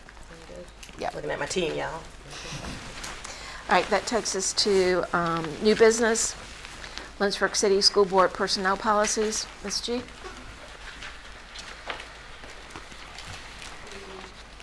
Most of these are very quick. They're just updates from the VSBA. The one that we met and talked a little bit about was the sick leave. There's some changes in there that have to do with the difference in the VRS policies now. Because there's a Deals with what? I'm sorry. The VRS Oh, okay. policies. Because there's a hybrid group now, and then there are the other plans. So it's very different on when you get to the sick leave and the FMLA and all that, when you deal with that. So that's what those changes have to do with. And then there was just a little bit of wording on the reassignment, because we don't do transfer forms any longer, and we kind of wanted to make sure that those were very clear for people when they were reading them. Any questions? Yes, sir. For those of us who don't remember, and those of us who are new to the board that don't have the definition, what happened in 2014 ended up with the legacy and the hybrid employees? What was that? Why are there two different categories? That was VRS. That was completely VRS. Yeah. And the policies, they're very different. The hybrid plan gives a lot up front. It's to me, it's kind of catered to younger people now. It's very, right now you're getting this, so there's short-term disability that comes with it. The actual retirement package is better on the first two plans, but they're just a little different. They're VRS, and we don't have a lot of control over them. And I So understand anybody that, but, hired yeah. after that date is a Right. hybrid. And the reason was to attract a different population, because they were younger, or there was some reason? I don't know. I mean, I'm Okay. not sure, but Okay. it certainly does play to a little more of the things that Right. do that. I also think it's a difference between a defined benefit output as opposed to a Oh. defined contribution. Okay. Pension versus I 401k. see. That makes sense. So it puts more of the burden on the employee Okay. than on the state. Okay, great, thank you. Any other comments, questions? Mr. Harvey? My understanding is this policy ends with a Z, so this is not one that we're voting on tonight. No. Dr. Nilles? So the first three policies, I mean, they're not VSBA updates. They are. Well, based on, Anything, if there are already changes, we reviewed them, so what? so you're just going to add a reviewed So we're 2020. going, yeah, she's just got a process where she's reviewing, and there were no changes from VSBA to Okay, so the her. copyright won't change on the VSBA. It's just, you'll just add a reviewed by. Yeah, what you'll start seeing as a board is those policies that were done at the beginning of 2013 that we've done. Dr. Edwards did those in a lot of the policy and board governance.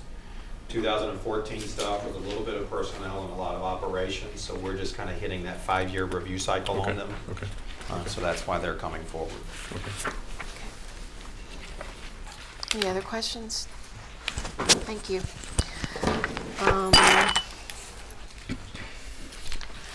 Oh, fun one. We gotta change this. I gotta pay off the board clerk, so this didn't last.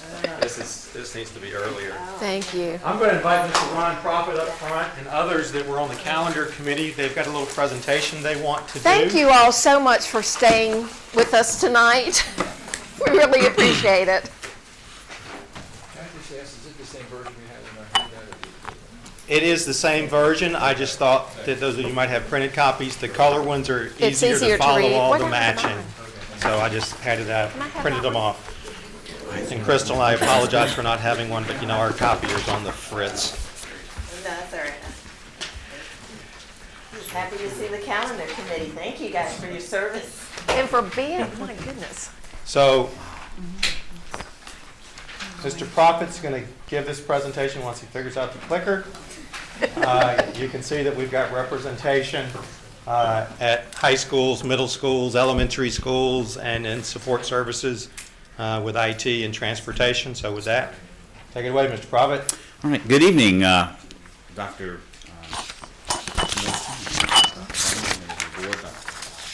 and Dr. Edwards. Thank you for letting us come before you tonight as we give you this 2020-2021 draft calendar presentation. This is a proposed calendar for next school year. If you don't have a copy, we do have some extras if anyone needs one.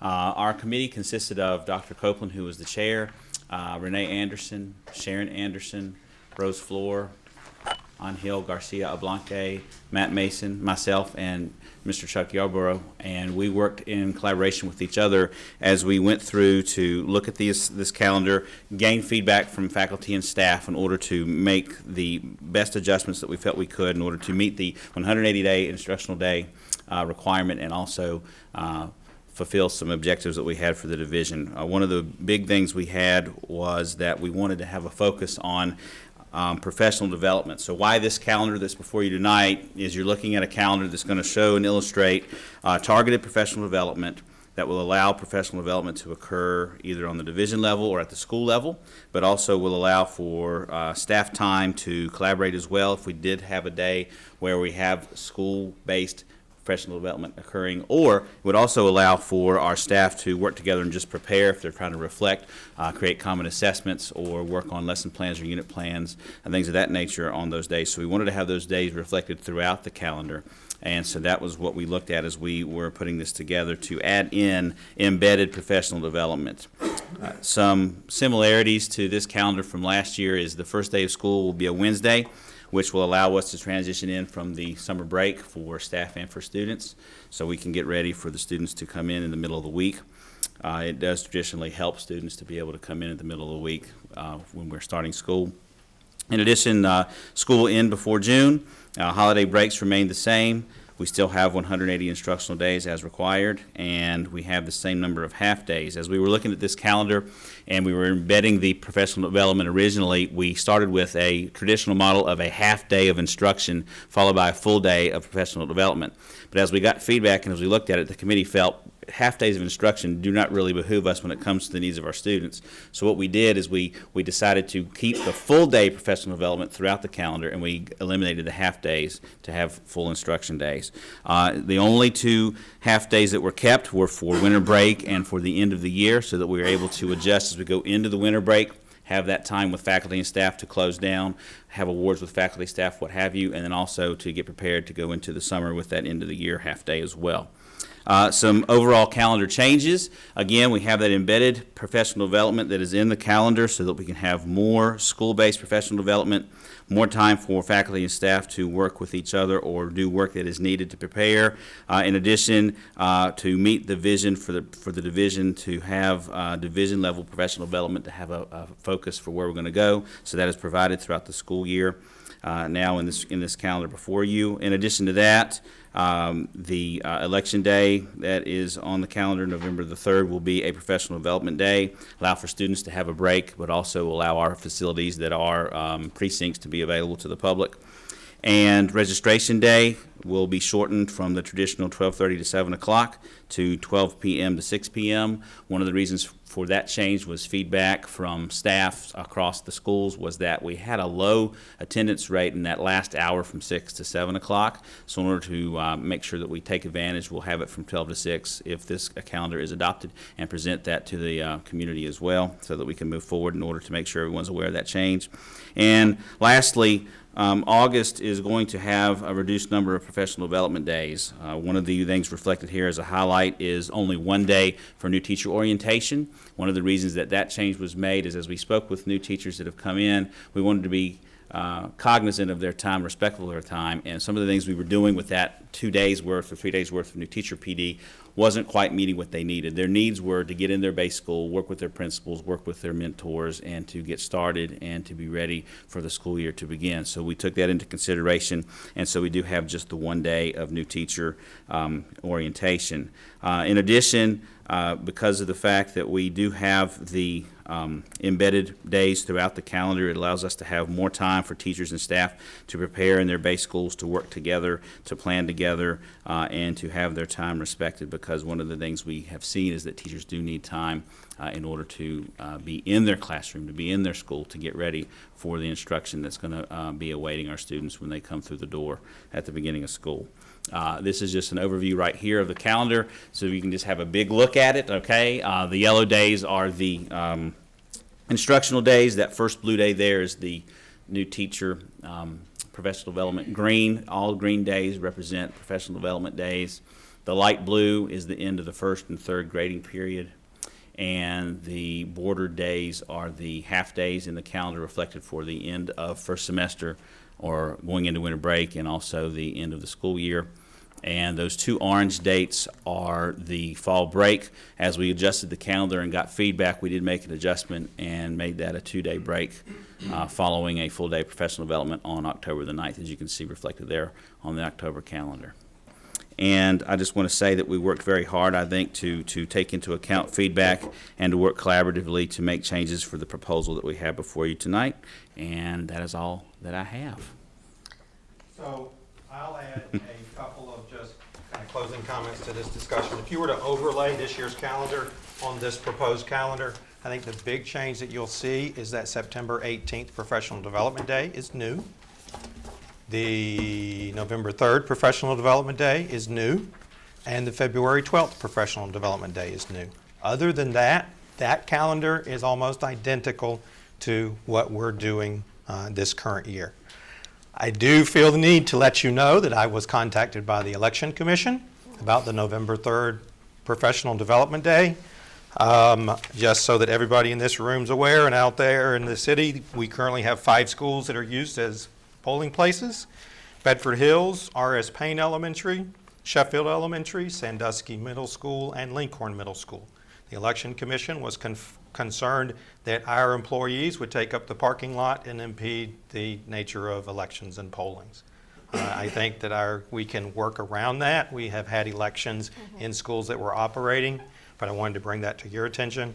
And then the last comment I've got is that if the board, if we get great feedback on this calendar, I am also going to bring forward a 2021 and 22 calendar. So we'll go 2 years out that will be identical to this.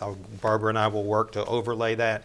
So our hope is that you would approve 2 years worth of calendars when we get around to approving this, as we think we might have struck a model that is hitting on all the points that we think are important after listening to teachers and staff and getting principals together and doing this. So that's our presentation. We'll do our best to answer any questions you might have. Dr. Stein? Just a question for clarification on the key, the end of quarter 3 in March, is that on the 11th or on the 10th? Because the 11th is the slanted, but you have March 10th.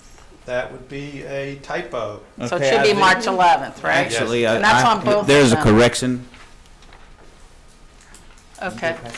So March 11th, There's a the note correction at in the these bottom folders, is I'm sorry. incorrect. Okay. There's,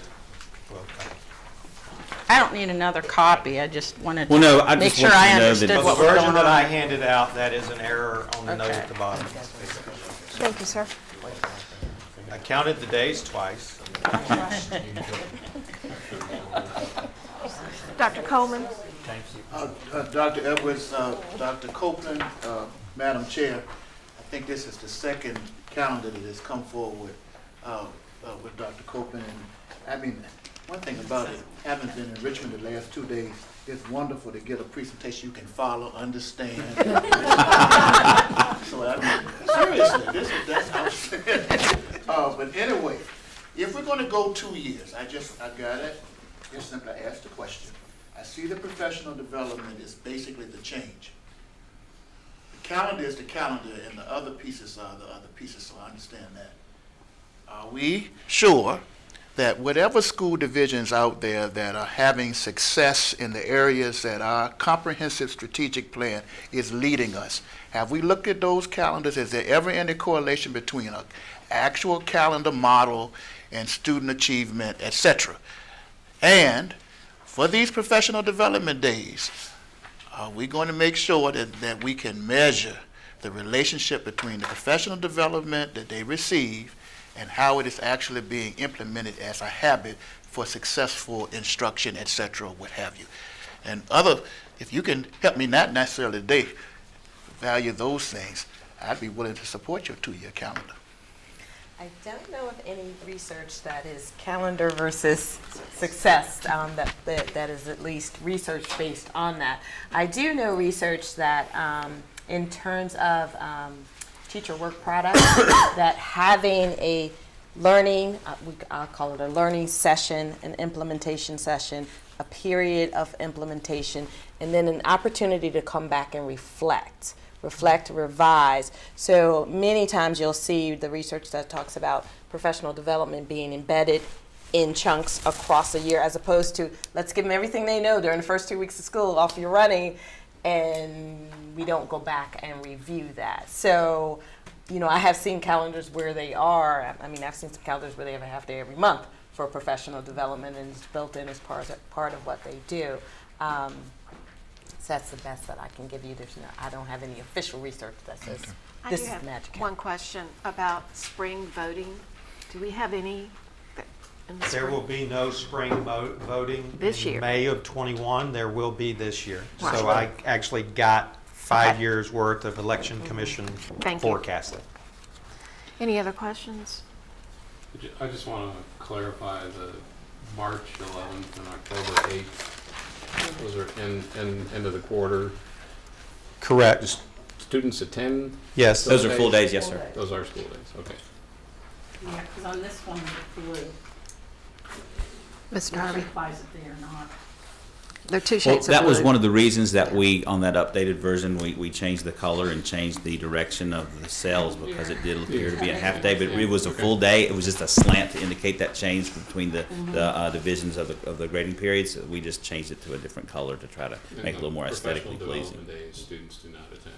Sir? The professional development days. That, students the do green not days, the attend. professional development days, no students, that's correct. One of the things we look at as we look through professional development embedded throughout the calendar is that you can do professional development with your staff during the school day, but the problem with that is you're pulling teachers out of classes now and then having a substitute in their place, and so we want to try to avoid that as best we can. Mr. Harvey? Yeah, I want to thank the group for their efforts. As Dr. Coleman said, this is pretty straightforward and easy to follow. But for me, as one of the sponsors for BASS, I flipped the sheet over, and the calendar for BASS is kind of critical for me as well to be looking at. One of the comments that I did want to share from my visits with BASS is simply this: they feel like transportation and nutrition get it right off the bat. They start a little bit early and have everything together and planned, knowing that BASS has a different calendar than the other schools, but we also need to be cognizant of instruction, teacher professional development, all of that BASS starts 4 weeks earlier.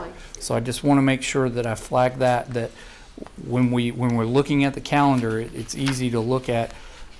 You know, a majority of our schools have this calendar, but we do have a separate calendar for BASS, and we need to make sure that the administration is preparing for BASS just as, you know, equally as they are all the other schools. So that's what I just want to pass along.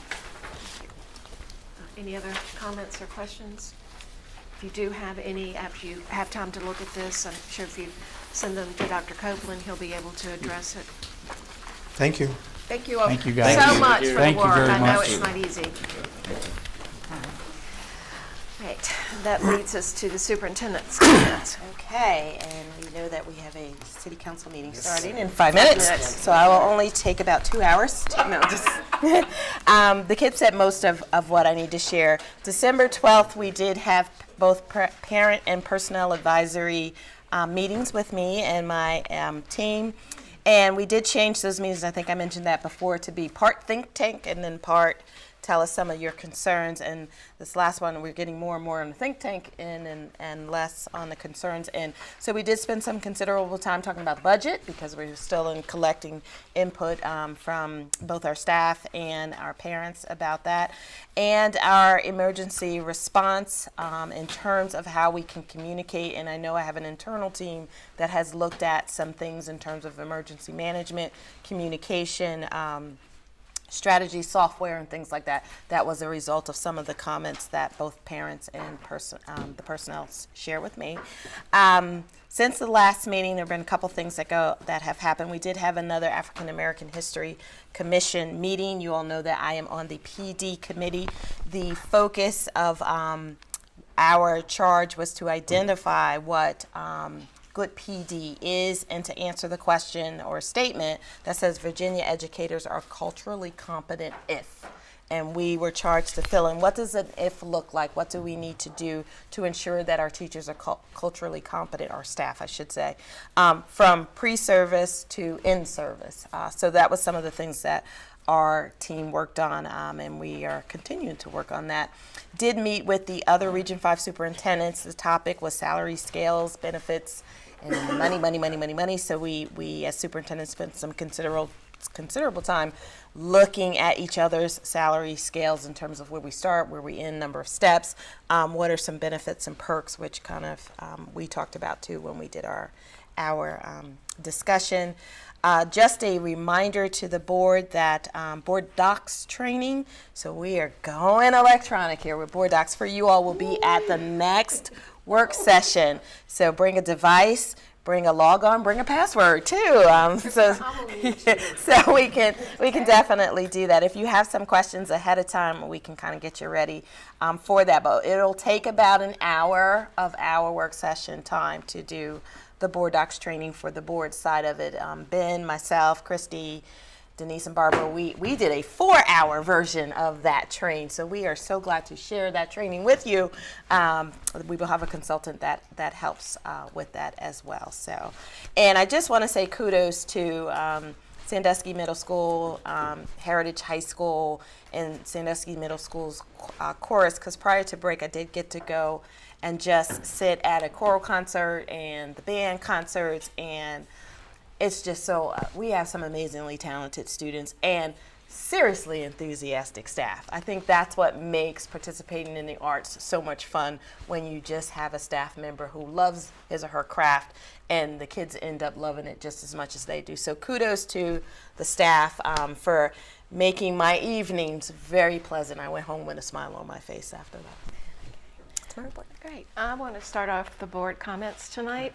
I want to give a birthday wish shout out to Dr. Edwards, who had a very happy birthday on Saturday. And her gift from her husband was that she was not allowed to work. What happened on Saturday? The second comment, and I want to acknowledge the contributions to the board of Olivia Johnson, the News and Daily Advance reporter who tragically lost her life in a car wreck in December while home. If you read her obituary that was in the News and Advance, she was a special young lady. And there's a way to reach out to the family if anyone wants to do that. I'll send you that information. She did a lot for us in a short time. And we very much appreciate it. Ms. Evans, any comments? Dr. Gupta? My condolences to Olivia Johnson. Very tragic to say. Dr. Brennan? I agree with that as far as Olivia Johnson. I think we talked about maybe submitting her name to the VSBA for their media honor roll. And we have to check with the News and We have to Advance check, but about that's a thing we might also look into. Mr. Harvey? I participate in the Partners in Ed board meeting on Thursday, January the 9th. We talked about the upcoming pie celebration. I'm kind of excited about that, a lot of creative ideas. So in lieu of the breakfast, we have a different type of program that we're going to have this year. So stay tuned for more information about the date and location on that. And I do want to encourage business community members to engage with their school system through our Partners in Education program, and you can contact Ms. Reeves, and she will help you through that process. As most of you know, I try each board meeting to highlight a department within our LCS community, and so this month I wanted to, as a tribute to our recently retired director, Willis Walker, sorry. I knew I was going to mess that up.